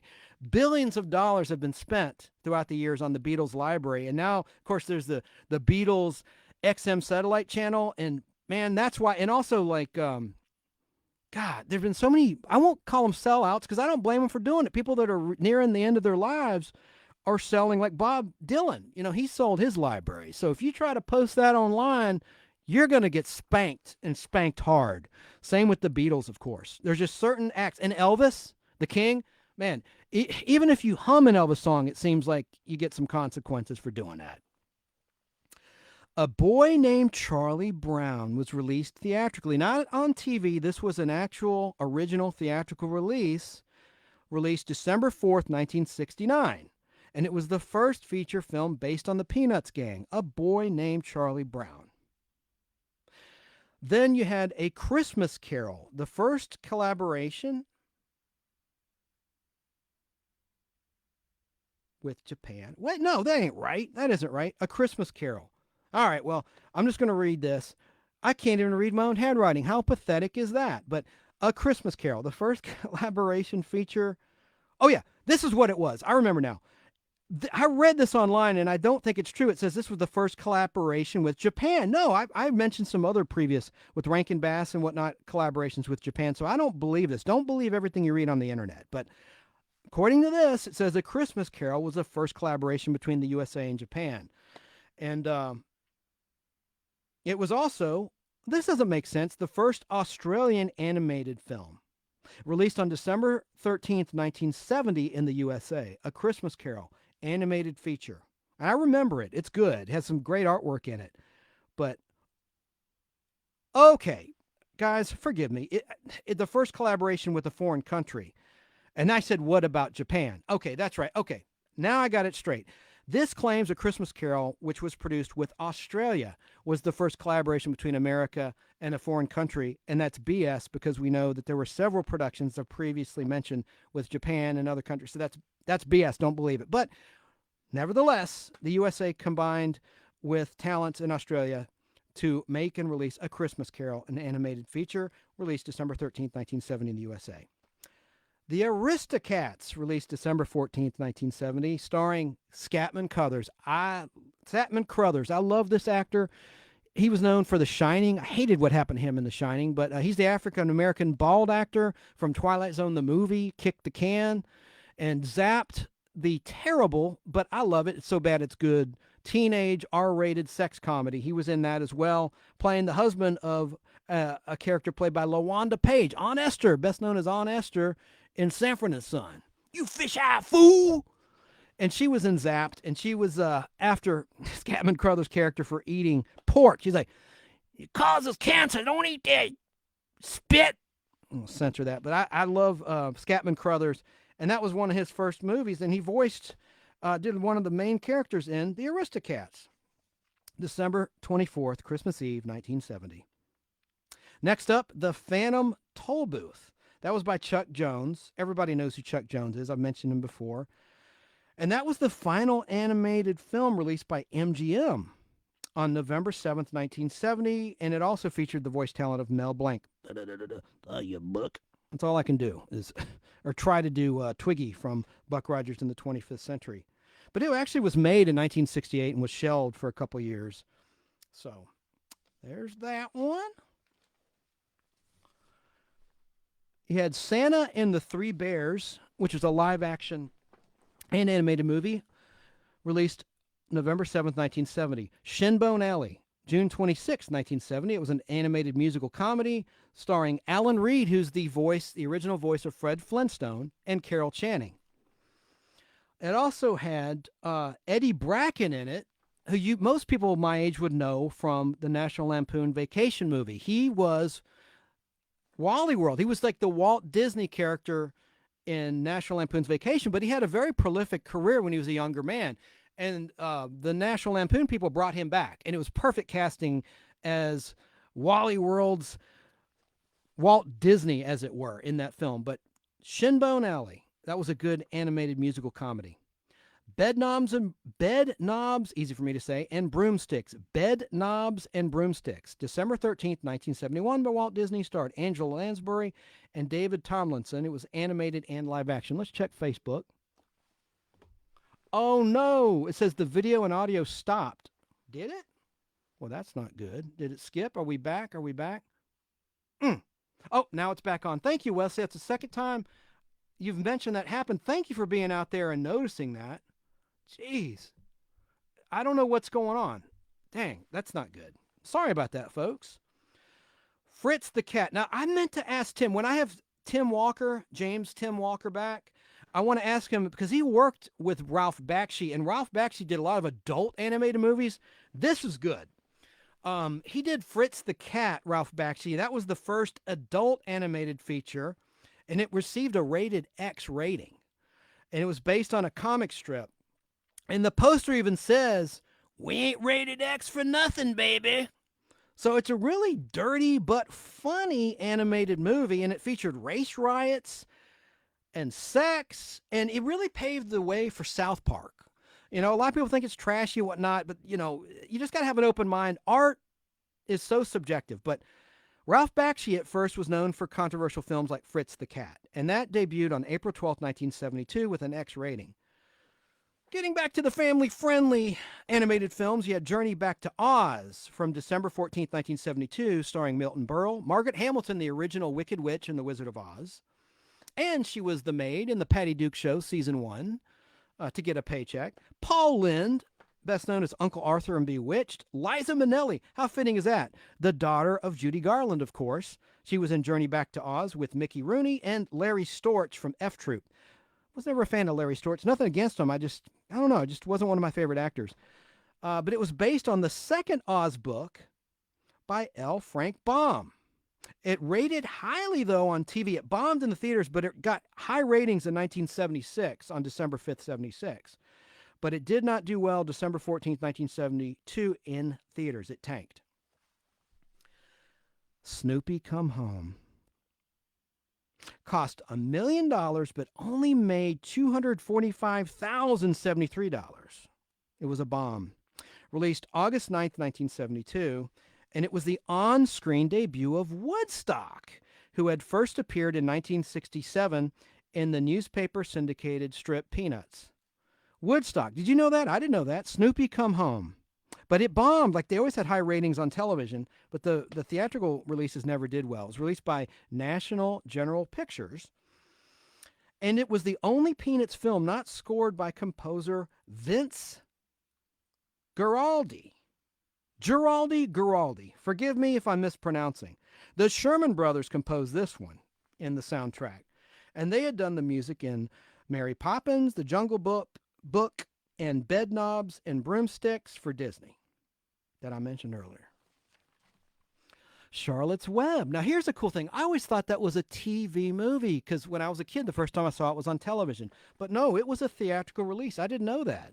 It was released March 1st, 1973 by Hanna-Barbera Productions, distributed by Paramount Pictures, and it was the first of 4 films not based on a Hanna-Barbera TV show. Unlike Chomps, Heidi's Song, Once Upon a Fourth... Anyway, the Sherman Brothers did the music, and it's based on the 1952 children's book by E.B. White. And get this, Earl Hamner Jr. wrote the story. You know who that is? Well, he created the Waltons around this time. This would have been shot and it would have been filmed in 1973 and created and drawn in 1972, rather, right when the Waltons was starting. So Earl Hamner Jr. really got a spike in his career at this time in the early 70s. So he wrote the story, voiced by Paul Lynde, Debbie Reynolds, who was the mother of Princess Leia Organa, the actor who played Princess Leia, Carrie Fisher, and voice work by Henry Gibson, better known for Laugh-In, alongside narration by Rex Allen. It was a great movie. I love Charlotte's Web. Great cartoon, and I remember crying as a kid when I saw it. It was very sad. Then you had Heavy Traffic by Ralph Bakshi. By the way, his name is pronounced Bakshi, and it's spelled Bakshi. Released August 8th, 1973. Boy, I better pick up the pace. I'm going to run out of time. And it had shocking images and horrifying events in this film. I did see this one. And it was animated, blended with live action. Heavy Traffic, another hard animated movie by Ralph Bakshi. No pun intended. Then Robin Hood was released by Walt Disney, their take on Sherwood Forest, on November 8th, 1973. And George Lindsay, better known as Goober, on The Andy Griffith Show, did some voice work in Robin Hood. Treasure Island was released December 9th, 1973 by Filmation, and it was released by Warner Brothers. Hal Sutherland directed it, starring Richard Dawson. Survey says you're a schmuck. Richard Dawson, the Kissing Bandit, did voice work along with Davy Jones from the Monkees and Larry Storch. Down and Dirty Duck. This is another adult one. Down and Dirty Duck. Remember that. Down and Dirty Duck, released July 8th, 1974. It was an adult animated comedy. It featured crude humor, but it's a cult film, and it is deemed a Fritz the Cat copy. And it's like it looks like Donald Duck on the movie poster, but it's down and dirty Duck.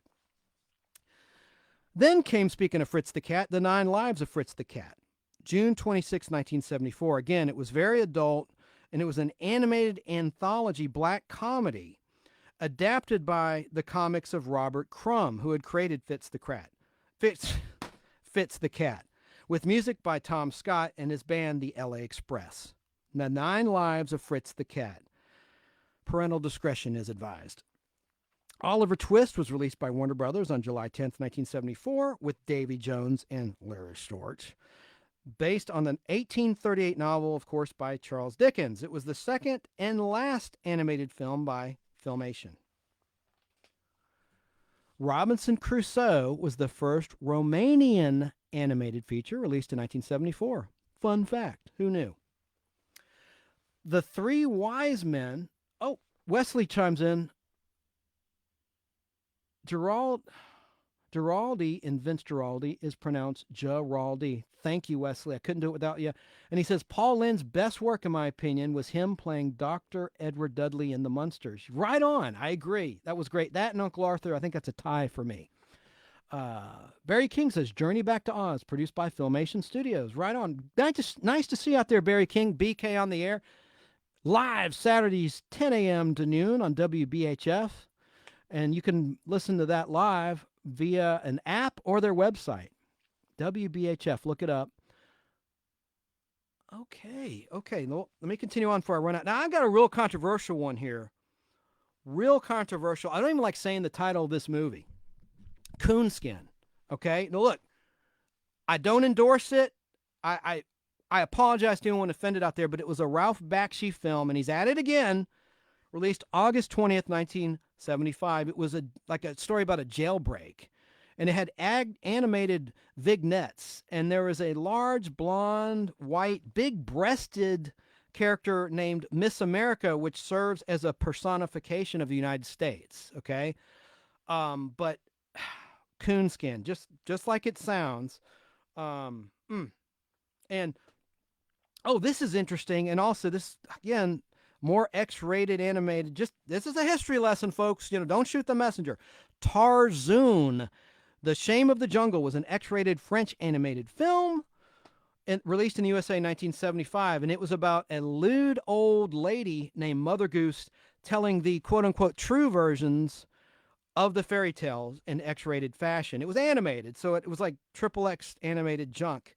And it told the story of Jack and the Beanstalk, Cinderella, and Little Red Riding Hood. I'm sure they called it Little Head Riding Hood or something gross like that. I'm sorry I said that. I'm just trying to be funny, but that's pretty gross. Strike that from the record. I'll edit that out. 1976 was a bad year for animated movies. There weren't many released. Only, oh, wow. I'm sorry. I am sorry. All right. It was Once Upon a Girl. That was released June 20th, 1976. Once Upon a Girl. No. I'm right. Tarzoon, Shame of the Jungle. Yeah. Once Upon a Girl was the one with the dirty Mother Goose. Okay. It was called Once Upon a Girl. All right. Tarzoon was just a dirty Tarzan. Okay. And that was a French movie. Okay. So sorry. I'm making all sorts of mistakes today. Once Upon a Girl was the dirty Jack and the Beanstalk, Cinderella, Little Red Riding Hood, X-rated animated feature. Moving on. Around the World with Bolek and Lolek was the first Polish animated feature released in 1977. Took them long enough. It's almost like I could tell you, how many Polacks does it take to make an animated feature? Just kidding. But they sure were late to the ball game. 1977 was the first time the world saw a Polish animated feature film. Gulliver's Travels, released March 23rd, 1977, starred Richard Harris and Catherine Schell, who I know from Space 1999 Season 2 as Maya the Metamorph. But she was in Gulliver's Travels, and it was a production in the United Kingdom and Belgium. The Hobbit. Now, here's another TV animated movie that was brought up earlier in the Podblast today. The Hobbit was a TV animated movie released on NBC, or aired on NBC, November 27th, 1977. It was eventually released theatrically, but The Hobbit was a great animated feature. Then you had The Many Adventures of Winnie the Pooh. Getting a text here. The Many Adventures of Winnie the Pooh, Walt Disney, March 11th, 1977. And it's really a retread of Winnie the Pooh and the Honey Tree from 1966, Winnie the Pooh and the Blustery Day in 1968, and Winnie the Pooh and Tigger 2 from 1974. But it did have some new material woven together, so it was kind of a retread, but it was a theatrical release, so it counts. That's the 90th, including the foreign films, that's the 90th animated feature film that we've covered today on the Nostalgic Podblast. Whew, I need a break. I can't stop, though. The clock is ticking. The Mouse and His Child was released November 18th, 1977, based on the 1967 novel, and it had the voice work of Cloris Leachman, Peter Ustinov, and Sally Kellerman, and it was by Russell Hoban. Pete's Dragon was released November 3rd, 1977 by Disney. It was a live-action and animated feature film, and it featured Helen Reddy. Not a fan of Helen Reddy. She's an Australian singer, of course. Just nothing against her. I just didn't really dig her music. Just opinions are like rear ends. Everybody's got one. And it also had Red Buttons in it. Don't like him either. Red Buttons, Mickey Rooney. He's well-known jerk in Hollywood. And I know from seeing him at Dragon Con. I think in 2007, I was at Dragon Con, and I witnessed people come up to him and ask him questions, and he'd look at him and go, "Are you going to buy an effing autograph?" And that's cleaning up what he actually said. He was so rude. He was a little guy like me, even smaller than me. He was just a bitter, bitter old man, Mickey Rooney. But I'll never forget that, how he was just pissing on his fans at Dragon Con. Oh, and also in Pete's Dragon was Jim Backus, otherwise known as Thurston Howell III in Gilligan's Island, and the voice of Mr. Magoo. And Jane Keene was in it, who was an actress who had played Alice Cramden. And it was a musical fantasy, Pete's Dragon, from 1977. Then came along Race for Your Life, Charlie Brown, on August 24th, 1977, by Paramount Pictures, produced by United Feature Syndicate. Again, it didn't do well. The Peanuts movies didn't do well at the box office. They didn't fare well. Raggedy Ann and Andy, released April 1st, 1977, by 20th Century Fox, and it starred Dee Dee Cohn doing voice work. Do you know who she is? She played Frenchie a year later in Grease, her most popular role, and she was the only original cast member from Grease to be in Grease 2, reprising her role as Frenchie, the character who was a beauty school dropout. The Rescuers by Disney. I love The Rescuers. I saw that when I was a kid, a little kid, released June 22nd, 1977, and I absolutely loved it. Remember the Devil's Bayou, Louisiana. And it had Bob Newhart and Ava Gabor and Geraldine Page providing voice works. It had a budget of $7.5 million, but the box office, get this, $169 million. It was a major hit, and it was re-released several times, The Rescuers, followed by The Rescuers Down Under years later. Ralph Bakshi returned in a non-X-rated animated film, Wizards, on February 9th, 1977 for 20th Century Fox. It was about a nuclear war-devastated Earth. Loved it. It's a cult classic. It had a budget of $2 million, and it grossed $9 million, Wizards. Then came Lord of the Rings, November 15th, 1978, with a budget of $4 million, but it made $30.5 million in the United States and Canada. Starring the voice talent John Hurt, Anthony Daniels, C-3PO. Ralph Bakshi directed it, and it was the first American animated feature to be produced in Dolby Stereo. That's a pretty cool fact. And it was the longest animated feature film ever at 133 minutes, and that's 2 hours, 13 minutes. Gee, you think? I mean, those Lord of the Rings movies, I guess, they had a rep to protect. That's why the live action movies in the in the 21st century were long as hell. They were just like way too long, but entertaining. Now, I don't care for this one because I love bunnies. Watership Down. It was the first animated feature in Dolby Stereo, and it was a United Kingdom release, released October 19th, 78 in the United Kingdom and November 1st, 78 in the USA. I didn't like it because it showed, even in illustrated form, bunnies getting killed, and I love bunny rabbits. Wesley says the Many Adventures of Winnie the Pooh also included Winnie the Pooh and A Day for Eeyore. I like that. That's cool. Bugs Bunny Roadrunner movie was released September 14th, 1979, and it had 6 of the old 1950s theatrical shorts edited together. Those were old Looney Tunes shorts, and it was released for the 40th anniversary of Bugs Bunny with new material to bridge the old shorts.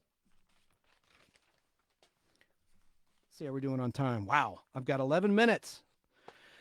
So you had The Adventure of Sud Sakorn, released April 13th, 1979. That was the first Thai animated feature, and their only one until a movie called Con Clury in 2006. April 13th, 1979. That's when the Thais got into the animation feature game. Seven Brothers was the first animated Finnish feature film in Finland in 1979. Now we go on to the 1980s. The 1980s. Bon Voyage, Charlie Brown was released May 13th, 1980. And that was the 4th Peanuts feature film. I don't know why they kept releasing them. I guess they hoped they would end that losing streak at the box office. But United Feature Syndicate released it for Paramount. And let's see, it made $2 million, released May 13th, 1980. Oh, but this is kind of interesting. While Charles Schulz was fighting in World War II, he thought of the idea of the castle when he was visiting Chateau Malvoisin, and that's a castle, and he made that a big part of this movie, Bon Voyage, Charlie Brown. So salute to Charles Schulz for fighting against the bad guys in World War II. Ralph Bakshi returned in American Pop on May 13th, 1981. That was the 4th animated feature in Dolby Sound, or it might have been the 4th overall Dolby feature, not sure. But it's the 4th, oh no, it is, I'm sorry. The 4th animated feature in Dolby Sound was American Pop by Columbia Pictures. It was a story of 4 generations of Russian Jewish immigrants, family members of musicians whose careers parallel the history of American popular music in the 20th century. The majority of the film's animation was completed through a process known as rotoscoping. Live actors were filmed, I remember this, live actors were filmed and animators sketched and drew over them using watercolors, computer graphics, and the like to accomplish that effect, and it looked really cool. The Disney classic, The Fox and the Hound, was released July 10th, 1981, with a budget of $12 million, but it was a tremendous success, grossing $63.5 million. Had the voice work of a-hole Mickey Rooney, Kurt Russell, Pearl Bailey, who I love, Pat Buttram, who was best known as the shyster in Green Acres, who would sell all sorts of faulty crap. Pat Buttram, John Fielder, otherwise known as the voice of Tigger, the tiger, Corey Feldman, and it was basically based on the 1967 novel, The Fox and the Hound. Then you had the Looney Bugs Bunny movie, released on November 20th, 1981. And it was, again, 6 shorts compiled together, using some new footage to bridge it all together. Now, here's a great one. Heavy Metal, released August 7th, 1981, with a budget of $9.3 million. It took in at the box office $20.1 million, so it was a big hit for Columbia Pictures, and it was a Canadian-American release. Very adult-themed, had great music in it, a lot of graphic violence. I just love it, and for the longest time, all you could find were bootlegs of it. It wasn't widely released. I think it was banned for a while, but you couldn't find it on home video. But it was very adult, based on the magazine Heavy Metal of the same name, and it's a cult classic right now. And it had the voices of John Candy, Joe Flaherty, who were both on SCTV, Second City Television in Canada. A couple of podblasts ago, I said that troupe was out of L.A. Of course it was Canada, and I know that. Eugene Levy, Harold Ramis from Ghostbusters a few years later, and from SCTV, and John Vernon, who played the, I was going to say the warden, no, the head of Animal House, the headmaster. No, that's not the right word. You know what I'm saying. The warden. John Vernon, he was the dean. That's what I'm looking for, the dean on Animal House. And it featured music by Blue Oyster Cult, Stevie Nicks, and Journey. The song Open Arms was featured in Heavy Metal, among others. Then Bugs Bunny's 3rd movie, 1001 Rabbit Tales, was released on November 19th, 1982. And again, 6 shorts were compiled. Mighty Mouse in the Great Space Chase was released on December 10th, 1982, and it was just a bunch of re-edited old cartoons by Filmation. The Last Unicorn was released November 19th, 1982, with the voice work of Jeff Bridges, Alan Arkin, Mia Farrow, Robert Klein, Christopher Lee, who has a great voice. He played Dracula in the Hammer horror films. He was Scaramanga in the James Bond movie, The Man with the Golden Gun. He was in a Space 1999 episode as a nice alien called Earth, in an episode called Earthbound from season 1. Tammy Grimes, who had a terrible show in the 60s, did voice work, as did Keenan Wynn, Paul Frees, and Angela Lansbury for Murder, She Wrote. Heidi Song. That was by Joseph Barbera and William Hanna, released November 19th, 1982, and it's based on the 1881 novel Heidi by Joanna Spyri. S-P-Y-R-I, Spyri. Oh, I'm all over the place. Hey, Good Looking was released, a Ralph Bakshi production, on October 1st, 1982. Another adult animated coming-of-age comedy drama, or dramedy as I call it, that Ralph Bakshi wrote, directed, and produced, and it featured mob hits in it. Released by Warner Brothers. Hey, good looking, what you got cooking? The Secret of Nymph, N-I-M-H. Nim, The Secret of Nim, rather. Released July 2nd, 1982 by MGM UA, was an adult fantasy by Don Bluth. It was his directorial debut and his first feature after he left the Walt Disney Company. It was based on the 1971 children's novel, Mrs. Frisbee and the Rats of Nim by Robert C. O'Brien.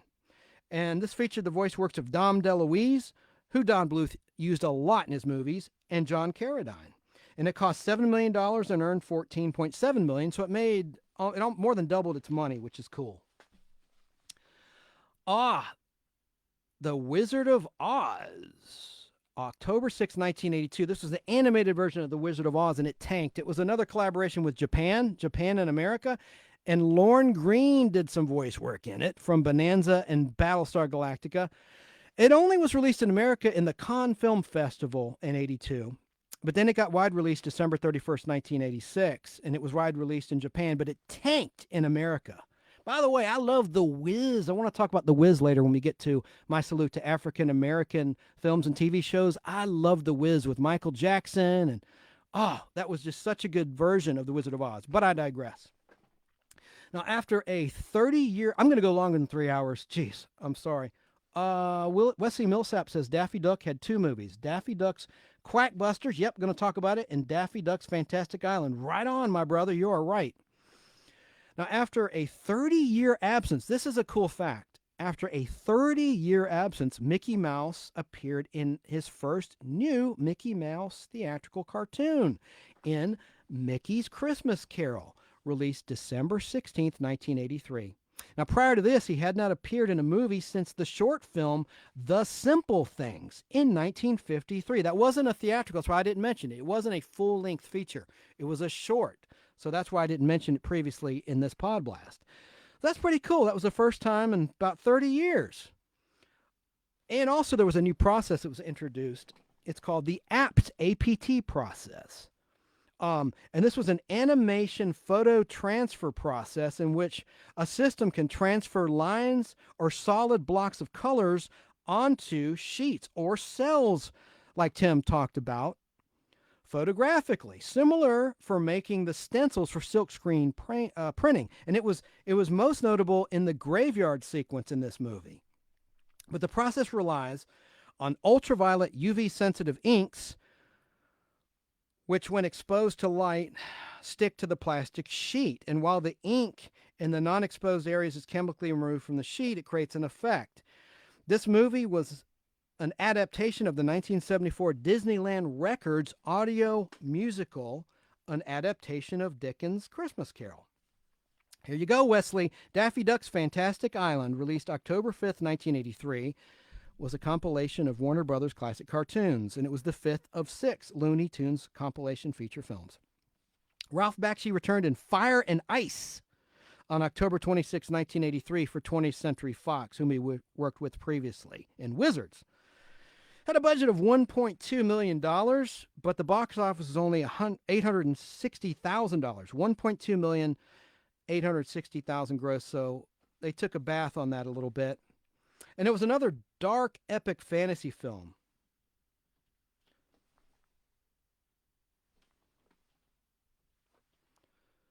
The critics despised it, and Gene Siskel said, "It's like reading a comic book with pages made of lead." Fire and Ice. Twice Upon a Time, the first animated feature that George Lucas produced. It had stop-motion animation and cutout animation, which was used in this film. Released August 5th, 1983, Twice Upon a Time. Used Lummage, the Lummage process, Lumage, in which prefabricated cutout plastic art pieces that animators moved on a light table to create an effect. And this blended with live-action traditional 2D animation and stop-motion animation. Next, Winnie the Pooh and A Day for Eye Art, that Wesley also mentioned, was released March 11th, 1983, in limited release and then wide release later. It was expanded to a double feature in wide release with the re-release of The Sword and the Stone. And Tigger returned, and the wide release was released March 25th, 1983 by Disney. And Winnie the Pooh's pals returned, Piglet, Rabbit, and Ruru. The Adventures of Mark Twain was the first fully clay animated feature film, released March 1st, 1985. I guess the California Raisins must have been in at that time, and it starred the voice work of James Whitmore. Ooh, this is kind of cool. The first PG-rated Disney animated movie, The Black Cauldron, was released, and it was the 25th Disney animated feature film, and it was set in the early Middle Ages. And this movie centers on the wicked emperor known as the Horned King, who is after a magical cauldron that will aid him in his desire to conquer the world. John Huston narrated it, released July 26, 1985. Took a bath. Budget was $44 million, but the box office was only $21.3 million, so maybe the PG rating hurt it. I don't know. Or bad word of mouth. Oh, boy, I should stop with this one. I'm already over 3 hours, so I'm just going to keep going. The Care Bears movie. Released March 29th, 1985. Mickey Rooney did the voice work. It was a Canadian-American movie, but I think, yeah, it did tremendously well at the box office. It had a budget of $2 million, but it scored $34 million at the box office, the Care Bears movie. Now, I'm going to digress for a second. I'm a Marvel comic books collector, and anyone watching on YouTube or Facebook can see all these Marvel comics behind me. And for the 25th anniversary of Marvel Comics, they had a comic with a border around it. And I have every single one. I'm talking every title, whether it's Amazing Spider-Man, The Incredible Hulk, X-Men. I could go down the list and bore you to tears, but there was a border. But they had a Care Bears comic that Marvel Comics published in conjunction with this movie and the success of this movie by their children's comic book line called Star Comics. And I don't have that. I need to get that. It's the only one I need to complete my collection. I mean, I have the hard-to-find ones like Marvel Age and G.I. Joe. Anyway, I digress. Care Bears movie was a tremendous hit. Okay, then came Here Come the Littles.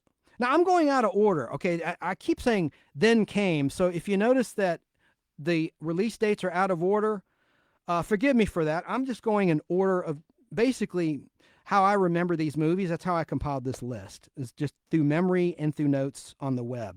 But Here Come the Littles, released May 25th, 1985. It was produced in France and was based on a TV show on the American Broadcasting Company, ABC. Then you had, see, these are getting a little bit, in my opinion, it's probably from my perspective because I was an adult, a teenager at this point in time, but these seem kind of like they're getting lamer to me. You had Rainbow Bright and The Star Stealer, and that was by DIC Productions, and that's literally what they would say at the end of their cartoons, like Inspector Gadget. You know, when it would show the logo, it would say, Dick. I always got a thought it was silly. Dick, DIC, Dick. But Rainbow Bright was released and distributed by Warner Brothers, and it had the voice work of Jonathan Harris, otherwise known as Dr. Smith in Lost in Space. So that's the only good thing I can say about Rainbow Bright and the Star Stealer. The Secret and the Sword. Wow, all that was the first 5 episodes of She-Ra, Princess of Power, which is a spinoff of He-Man and the Masters of the Universe cartoon. But get this, it was released in theaters before that TV show even aired. It was before. It released March 22nd, 1985, but it made money. It had a budget of $2 million and it made $6.5 million. Secret of the Sword. That was a She-Ra thing. Now, Care Bears, well, forget that. Let me move on. The Adventures of the American Rabbit debuted on January 17th, 1986. It was an American-Japanese animated film. And then you had another monster hit, An American Tail, another Don Bluth directed animated production. And Don Bluth had left Disney, as I mentioned previously, released on my birthday, November 21st, 1986, with a budget of $9 million for Universal Pictures, but it earned $104.5 million. So it was a tremendous, tremendous success. And it had the voice talent of Christopher Plummer, who recently passed away, Dom DeLuise again, who worked in a lot of Don Bluth productions. And it was the highest grossing non-Disney animated feature film, An American Tail. The critics didn't like it. I remember watching Siskel and Ebert, and they didn't care for it, as I recall. Now, you had Care Bears Movie 2, March 7th, 1986.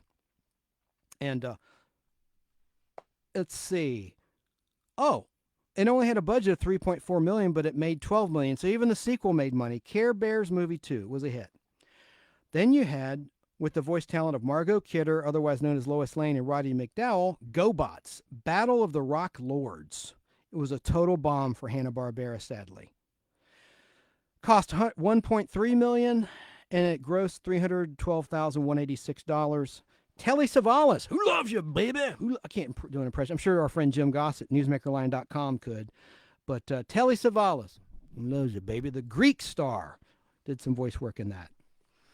You had The Great Mouse Detective for Disney, released July 2nd, 1986. Cost $14 million. It made $38.7 million. And it starred Vincent Price and Alan Young. Alan Young was the human against Mr. Ed in the old show. So they worked on that movie together. On January 17th, 1986, you had Heathcliff the movie. And it had a budget of $2.6 million for Dick. And it was just TV episodes that were re-edited, and it had the voice work of Mel Blanc. My Little Pony, My Little Pony, the movie, released June 6, 1986. It made a $500,000 profit for Hasbro Toys and Hasbro Productions, and Dino De Laurentiis produced that, and he had done Flash Gordon, and King Kong, the movie that is universally hated. I didn't mind it, but I don't compare it to the original Fay Ray that we talked about earlier in the show. I just don't. I consider it a different movie. It's just because of the way I was raised and when I was raised. Anyway, Dino De Laurentiis is kind of notorious for having cheesy movies, but Flash Gordon, to me, from 1980, is one of the best movies of all time. It's just so bad, it's great. Now, get this. Transformers the movie hit the scene on August 8th, 1986, and it was set in the year 2005. Not to be confused with the Shia LaBeouf Transformers, but this one had Judd Nelson from The Breakfast Club, Leonard Nimoy, Mr. Spock, and In Search of Robert Stack, Orson Welles, and it was Orson Welles' final film, for goodness sake, and Scatman Crothers was in it, and it was Scatman Crothers' last movie. It broke even, so, Hollywood's not there to break even, but at least it didn't lose money. So Transformers, the movie, the animated movie, just was stagnant. But Scatman Crothers died a few months after the release of Transformers, the movie, his last film, and Orson Welles died right after they wrapped production, before it was released. Can you believe that? Orson Welles and the cheesy, I guess he needed a paycheck. The Brave Little Toaster, with the voice talent of John Lovitz and Phil Hartman. The ill-fated Phil Hartman, who was murdered by his crazy wife in his sleep, shot to death. Terrible thing, his drug addict wife. But the Brave Little Toaster that was Disney distributed, it broke even with $2.3 million in the USA. The Chipmunk Adventure, released May 22nd, 1987, scored $6.8 million at the box office, and it was about a hot air balloon race. Pinocchio and the Emperor of the Night. That was released by New World Pictures, Christmas Day, 1987, with a budget of $10 million, but it tanked with only $3 million. No, I'm sorry. Yeah, it was a bomb. I'm sorry, it was a bomb. Pinocchio and the Emperor of the Night. It had the voice work of Jonathan Harris, Dr. Smith, oh, the pain, and Tom Bosley, known for Happy Days. And that was released Christmas Day, 1987. I don't know why I can't read, Moan. I got it. All right, the budget was $10 million, and it tanked with a box office of $3 million. $3,261,638.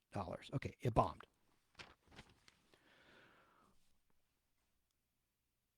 And guess who else was in that movie? Oh my God, I didn't realize this. Oh, and Pinocchio and the Emperor of the Night. Don Knotts, Ed Asner, James Earl Jones, the voice of Darth Vader, William Wyndham, big time talent, and a big time stink bomb. Jeez, that's unfortunate. That's unfortunate to have their name attached to that terrible movie. But of course, some movies are sleepers that don't do well at the box office, but are still worth your time and entertaining.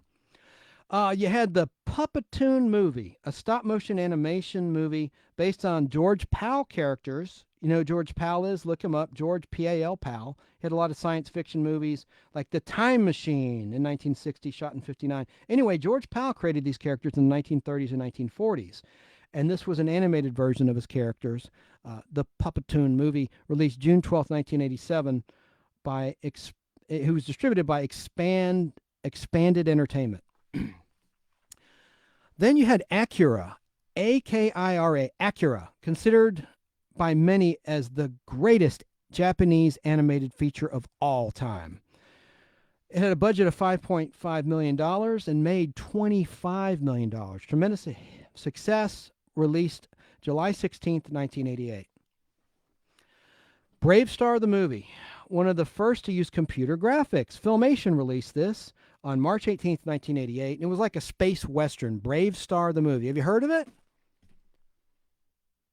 Shia LaBeouf. I'm sorry, Wesley. I need to do something else. If I can't pronounce simple things, you are right. Shia LaBeouf is pronounced Shia LaBeouf. Correct. I sit corrected, and I appreciate you being out there looking out for me. Daffy Duck's Quackbusters that Wesley, Speak of the Devil, mentioned. Speak of the Angel in my case. He's an angel to me. Daffy Duck's Quackbusters debuted in theaters September 24th, 1988, and it was the last of the Warner Brothers compilation movies, which also had 6 classic Warner Brothers cartoons featuring Daffy Duck. Oliver and Company. This was the 27th Disney animated feature movie, based on Oliver Twist by Dickens, the 1838 novel. And this movie, Oliver and Company, was released November 18th, 1988. The budget was $31 million, and it made $121 million. Major hit, starring the voice talent of Bette Midler, Joey Lawrence, Billy Joel, Cheech Marin of Cheech and Chong fame, Robert Loggia, and Roscoe Lee Brown, a great underrated actor, Roscoe Lee Brown. Pound Puppies and the Legend of the Big Paw, based on the Tonka toy line, was released by Hanna-Barbera. And Veronica Cartwright, the sister of Angela Cartwright, who played Penny on Lost in Space and was one of the Von Trapp children in The Sound of Music, did the voice work. And also, Veronica Cartwright was at the end of the classic remake of Invasion of the Body Snatchers, remember, from late 1978 with Donald Sutherland? She was the girl that survived being duplicated by the pod people, and she tricked the aliens by showing non-emotion, and she comes up to Donald Sutherland, not realize he's been taken over, and she approaches him, and he goes, "Ah!" Had a terrible ending to that movie, but that was Veronica Cartwright. She goes, "Ah!" She's shaking her head. It's a really dramatic scene. She was such a beautiful actress, and she was one of the child stars of Daniel Boone, the early to late 1960s series. Daniel Boone, Veronica Cartwright in Pound Puppies and the Legend of the Big Paw. And it was also based on a Hanna-Barbera TV series of the same name. I tried to say show and series at the same time just then. Now, here was one that I loved. Who Framed Roger Rabbit? Loosely based on the 1981 novel Who Censored Roger Rabbit? And it hit movie theaters on June 22nd, 1988, with a budget of $50.6 million, but it made a whopping $329.8 million. Directed by Robert Zemeckis from the Back to the Future trilogy and later Forrest Gump. He's one of my favorite directors. And it was live action and animated, all in one, coming together, set in 1947 in Hollywood, where cartoons and people coexist. Kind of like Washington, D.C. today. But Amblin Entertainment, Steven Spielberg's company, produced it, and it was released by Disney's Touchstone Pictures. And as we learned last week, thanks to an astute Podblast audience member, and this is uncredited, Kathleen Turner voiced Jessica Rabbit, the sexy Jessica Rabbit, voiced by, what a great voice Kathleen Turner has and had. And June Foray from Rocky and Bullwinkle voiced Wheezy and Lena Hyena. Christopher Lloyd was his voice Judge Doom, from Back to the Future, Doc Brown, and Taxi, the TV show. And Bob Hoskins got a big break as Eddie Valiant. So that was a really breakthrough movie, Who Framed Roger Rabbit. We're getting near the end, folks. God, this is a marathon. I've been on the air for 3 hours, 15 minutes, and 30 seconds. My Lord. This is going to be a two-parter. I don't know how I'm going to air this on Fistful of Radio. I guess it'll just cut off. It's like I have diarrhea of the mouth today, but I appreciate everyone staying with me. Oh, yeah. Becky Ross Smith, correct. Another sexy animation, in my opinion. Absolutely. Jessica Rabbit, oh, yeah. Yeah. She was smoking for a drawing. Isn't that silly? To get aroused by a drawing. But that just tells you how talented. That's a testament to how talented the artists were. Either that or I'm just a pervert. I don't know. Maybe a little bit of both. Nah, I'm just kidding. Oh, here was another good one by Don Bluth, The Land Before Time, from November 18th, 1988. Anything with dinosaurs is almost guaranteed to be a hit and a success. Kids love dinosaurs. Adults love dinosaurs, but especially children. But Land Before Time by Don Bluth was released November 18th, 1988, with a budget of $12.3 million, and it earned $84.5 million. Leaping lizards, like in Annie. That was Daddy Warbucks' expression in the comics and in the movie. Albert Finney played him, I think. Leaping lizards. Steven Spielberg executive produced it, along with George Lucas and Frank Marshall and Kathleen Kennedy. The music was by James Horner, best known as scoring Titanic, or Titanic, as I like to call it. Comedy, just a little attempt at comedy there. And James Horner also scored Star Trek II, The Wrath of Khan! That wasn't annoying enough, was it? But this time, Dom DeLuise wasn't in it because he opted to do Oliver and Company. And Amblin Entertainment, Universal Pictures, produced and released this, and it was just a tremendous success, a non-Disney success. All Dogs Go to Heaven, another Don Bluth animated feature, released November 17th, 1989, starred Sexpot, who will be on part 2 next week of Sex Symbols. I forgot to mention Lonnie Anderson. She did voice work in All Dogs Go to Heaven, and she's one of the great, even with her wig and all, she's one of the sexiest stars of all time. And forgive me for not mentioning her ex-husband, Burt Reynolds, who, for goodness sakes, was in Playgirl back in the day on that Sex Symbols Podblast. But next week, we're going to revisit that, and I have a whole list, and I got feedback from a lot of listeners and viewers that took me to task. You can't mention everybody, right? But there were some key ones like Demi Moore. Several I have some interesting, what I think are interesting stories to tell about, what I know about these stars and things that they went through and things that they did that I'll share with you next week live here on the Nostalgic Podblast. So All Dogs Go to Heaven, wrapping up on that. That was by MGM United Artists. Budget of $13.8 million, and it earned $27.1 million. And along with Lonnie Anderson, you had Dom DeLuise returning. Charles Nelson Riley, better known for Match Game. Burt Reynolds, Speak of the Devil. And Vic Tayback from Alice, best known as Mel. Mel Sharples in Alice, the sitcom. And Melba Moore. The Little Mermaid. Samantha loved this movie when she was a kid. November 17th, 1989 is when it was released. And it had a budget of $40 million with a box office of $233 million. A whopping success. Oh, it's a monster hit for Disney. They just could do no wrong. Walt, it's the name, it's the brand. You know you're going to have quality. And Jeffrey Katzenberg was just on fire in those days heading Disney. And let's see, The Little Mermaid, of course, was based on the 1837 Danish fairy tale by Hans Christian Andersen. The Little Mermaid, what a hit. Now, this is something that our guest today worked on, James Tim Walker. DuckTales, the movie he talked about.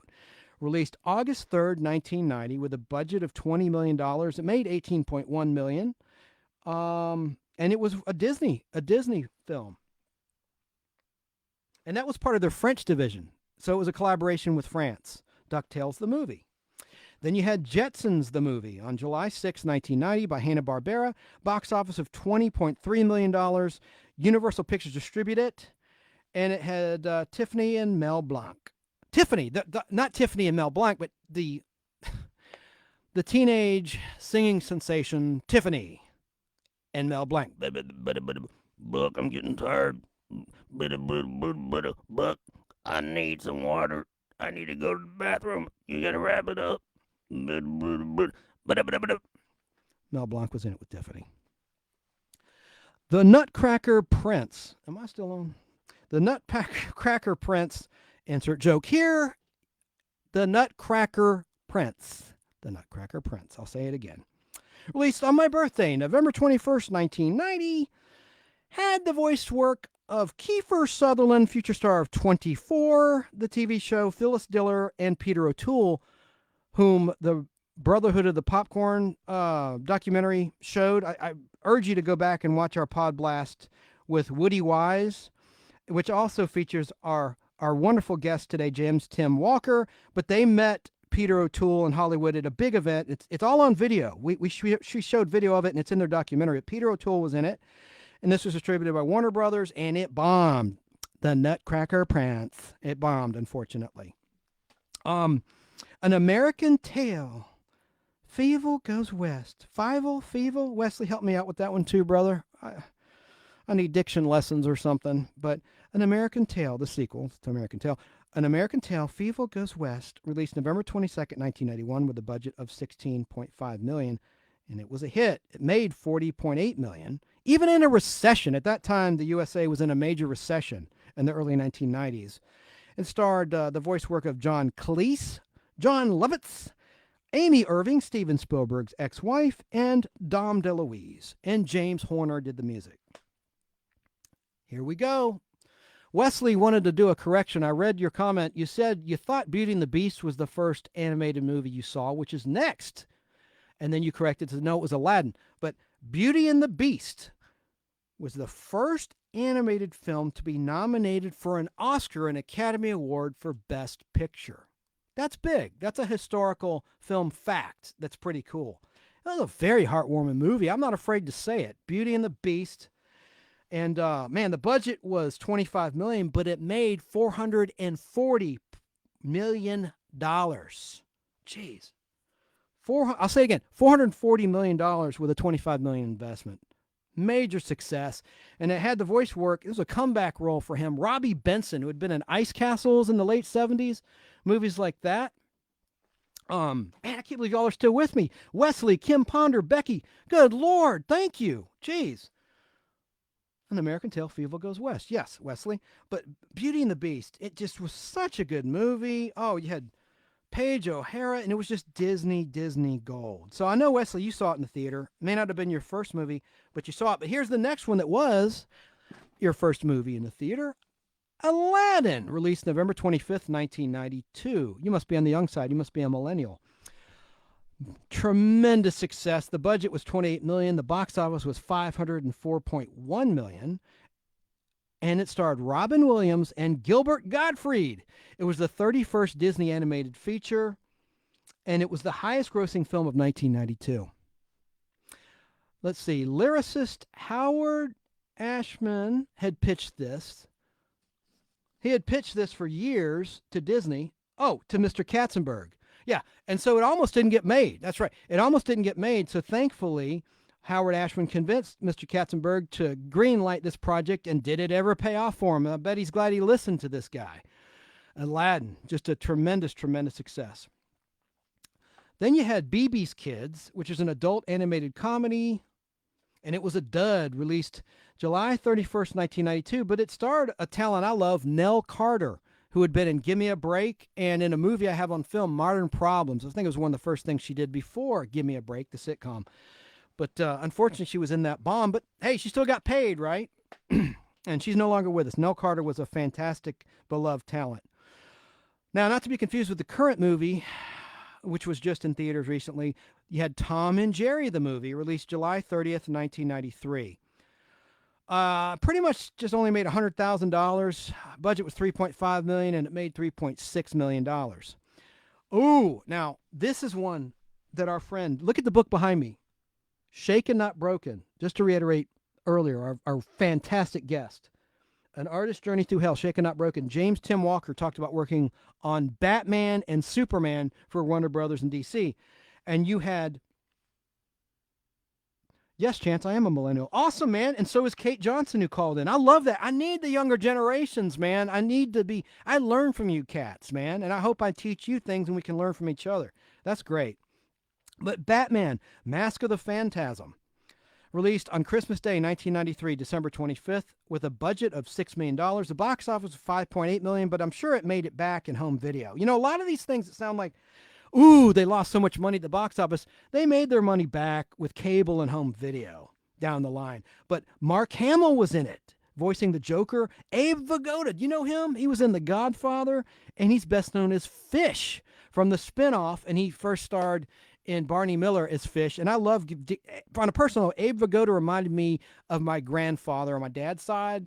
He looked like him, and I just love that character. And I don't know if he's still alive. I remember I was always surprised and happily surprised to find he's still alive every time I checked. I haven't checked in a while. But Abe Vigoda, Vigoda, was in Batman Mask of the Phantasm, as was Dana Delaney. And it was a big hit overall if you count the home video sales for Warner Brothers. Tim Burton, who had scored a major hit in 1989 with his version of Batman, scored success with The Nightmare Before Christmas, released October 29th, 1993, with a budget of $26 million, but it scored $91.5 million at the box office alone, and it had the voice work of Catherine O'Hara from Second City TV, SCTV. Danny Elfman, which is unusual. Danny Elfman is a composer. He scored the music for most of the Tim Burton movies, including Batman. But he did voice work in this, apparently. And Paul Reubens, right? You know who Paul Reubens is, right? Pee-wee, as in Pee-wee Herman. Paul Reubens did voice work in The Nightmare Before Christmas. Then you had We're Back, a dinosaurs story for Universal Pictures, and Amblin Animation. Released November 24th, 1993, and it scored $9.3 million at the box office. Dinosaurs are gold, man. I don't think that movie was a hit. Oh, I'm sorry about I just screamed into the mic. I don't think that was necessarily a success, but I could be wrong. I need to check that out. A Troll in Central Park, Don Bluth, released October 7th, 1994. Total bomb. The only box office it did was $71,368. Bluth's worst. And it also had Dom DeLuise again, Cloris Leachman, who recently passed away, and Charles Nelson Riley, best known for Match Game, being on the panel there. Next up, a major success, The Lion King. June 15th, 1994. Had a budget of $45 million. The box office was almost $1 billion, with a B, $1 billion, with $968.5 million, starring Jonathan Taylor Thomas, who is red hot from Home Improvement, the sitcom on ABC. And he had done, as Wesley mentioned in our last show, Man of the House, which wasn't as successful a film, but I liked it, with Chevy Chase. He played Chevy Chase's son in that film, opposite Farrah Fawcett. But Jonathan Taylor Thomas, Matthew Broderick, James Earl Jones, Cheech Marin of Cheech and Chong, Whoopi Goldberg, Robert Guillaume, Benson from the old sitcom Benson. It was a 30-second Disney animated feature, and you got to love Simba. And that is Swahili for lion. Simba means lion in Swahili, which I'm sure most people know. But it was the highest grossing traditional animated film of all time. The Lion King. That's a record that still holds. And it sold 30 million VHS copies, not dollars, copies. So multiply that towards what, $14.95 at the time? That's big profit. Best-selling home video, too, of all time. So how about that? The best animated box office and best home video sale, The Lion King. What a winner, The Lion King. The Swan Princess, released November 18th, 1994. That sounds cheesy, doesn't it? The Swan Princess. Big bomb.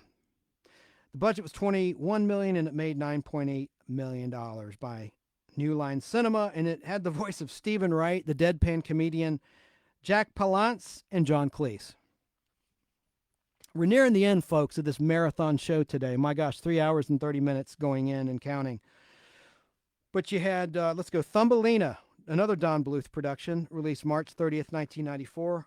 Budget of $28 million and only made $78 million. It had Charo, another sex symbol I'm going to mention next week.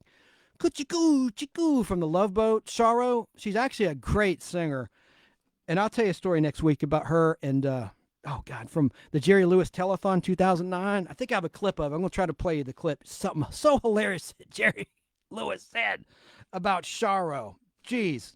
He was basically calling her human Viagra. It was hysterical. It would just wait for it. Wait for it. It'll be funny next week.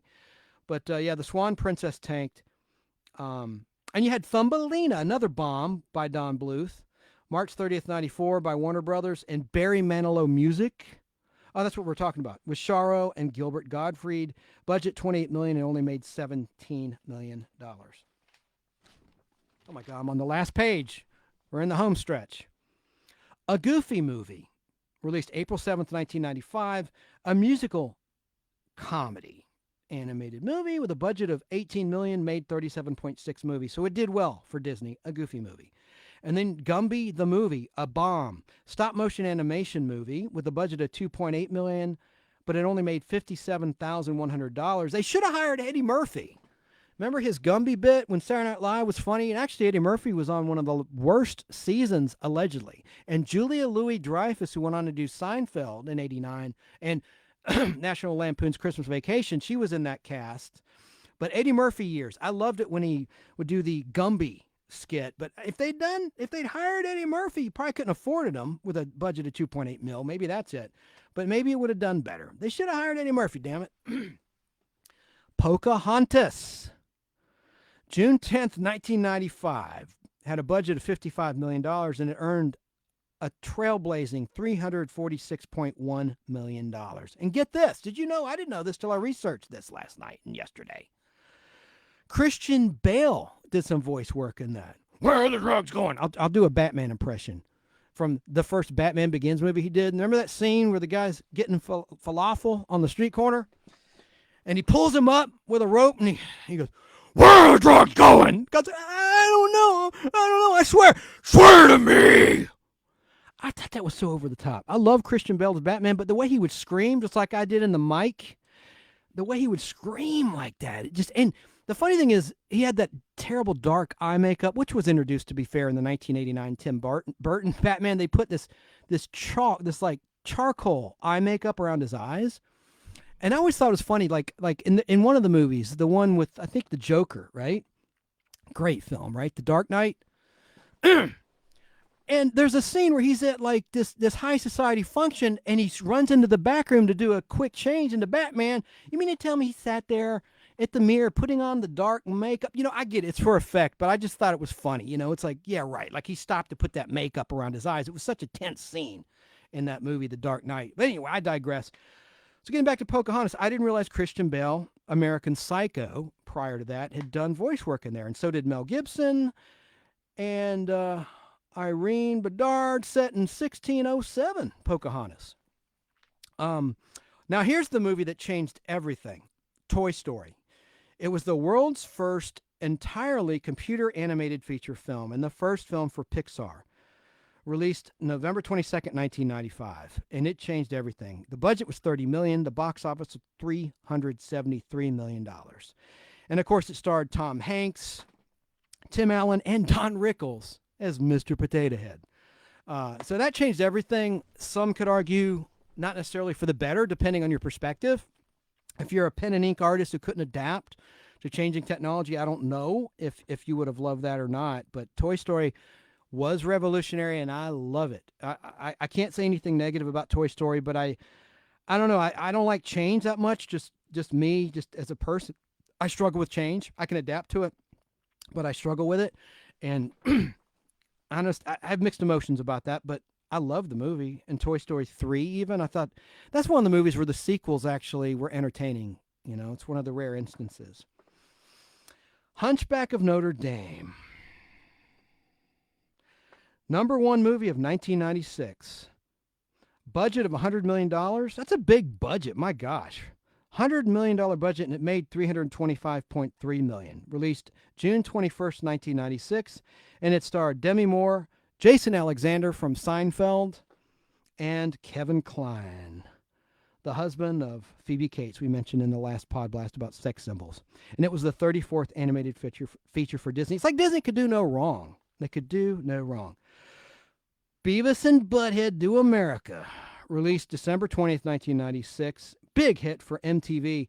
Budget of $12 million. It made $63.1 million. I saw it. I saw it in the theater with my buddy Hunter Golson.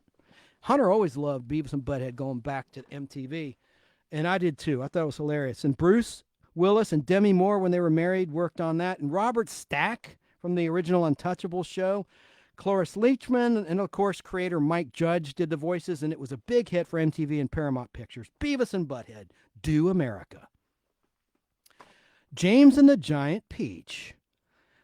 Budget of $38 million. Took a bath a little bit. Made $37.7 million at the box office, but again, home video would have made it profitable for it. Released August 12th, 1996. And it was a combination of live action and stop motion animation. It just didn't take with the public in the theater anyway. Anastasia by Don Bluth. It was a hit. He rebounded strong with Anastasia. $50 million budget, but made $140 million. And it starred the voice talents Kelsey Grammer and Kirsten Dunst, future Mary Jane Watson. And what was that movie she did as a cheerleader? I really loved it. She was a cheerleader. Bring It On. Sorry, Bring It On. I love those movies. Bring It On. I guess, did I just admit that I like to, I'm on the air. Yeah, I admit that I like the Bring It On movies. And Christopher Lloyd, best known as Doc Brown in the Back to the Future movies. And Bernadette Peters from The Jerk. That was her best known breakout role in The Jerk. And it was released on my birthday, November 21st, 1997. Anastasia. And David Newman did the music.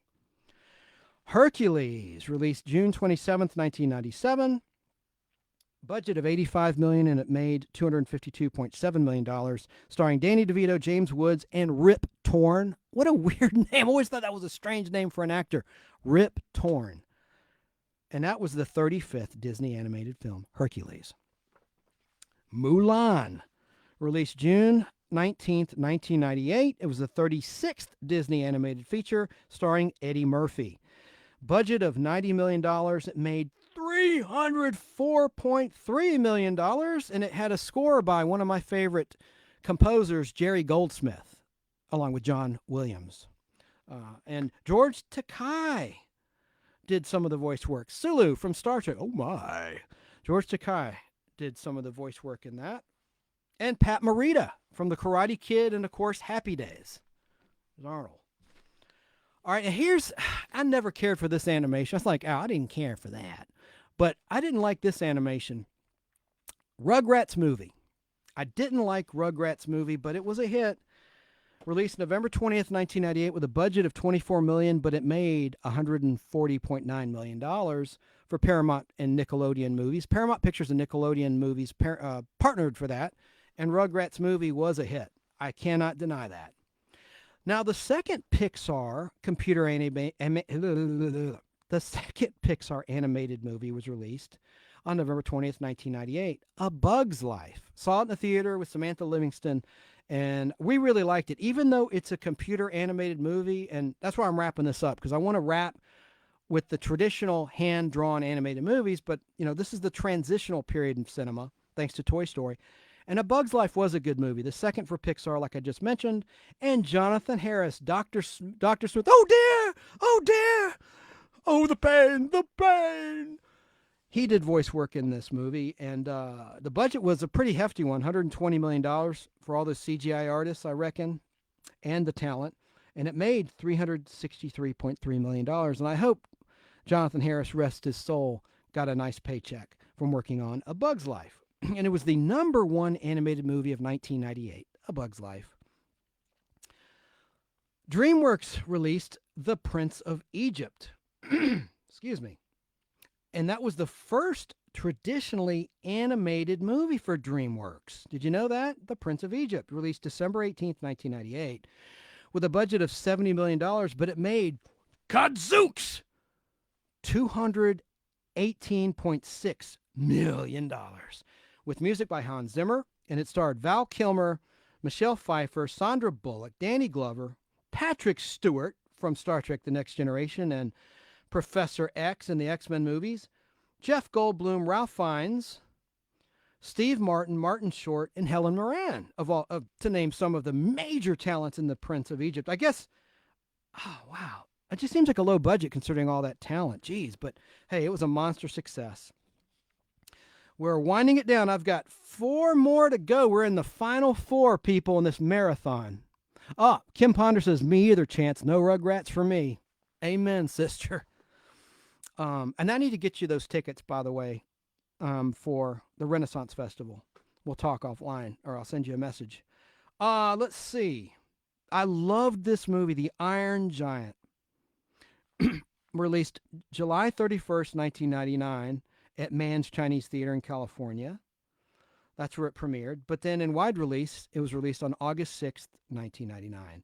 Had a budget. Something isn't... Yeah. Hang on a second, guys. All right, Toy Story 2 was the #1 animated movie that year, but The Iron Giant starred Jennifer Aniston and Harry Connick Jr. He should be on the women's sexy list. I know a lot of women, at least in my experience, always tell me they thought and think he's sexy, Harry Connick Jr., but I digress. And Vin Diesel, who's in this movie. But it was a Warner Brothers release. That's right. It didn't do so well. The budget was $50 million, and the box office was $31.3 million. And that's a shame because I thought it was a really touching, cool movie, and it reminded me of something silly that most people think is silly. I mentioned a lot, the Space Giants with Goldar, the 50-foot robot. I always thought the Iron Giant was an animator's tribute to that. Call me crazy. That's why I liked it. It reminded me of Goldar and the Space Giants, the Iron Giant. Cute movie. Too bad it didn't have the Disney name on it. If it just had the Disney name, I bet it would have been a tremendous success. But I think it did well at the home video market. What I'm trying to say. Running out of steam here. It's been almost 4 hours since I've been on. So next up, Tarzan, the 37th Disney animated film, was released June 12th, 1999, with a budget of $130 million, and it made $448.2 million. And it featured Phil Collins doing the music from Genesis, and of course the solo artist. I can feel it coming in the air at night. Oh, Lord. And Brian Blessed was in it. And Brian Blessed was the main Hawkman in the Flash Gordon movie. And he had a comeback around this point in time, because he had done the voice in Star Wars Episode 1, The Phantom Menace. We do not care about Naboo.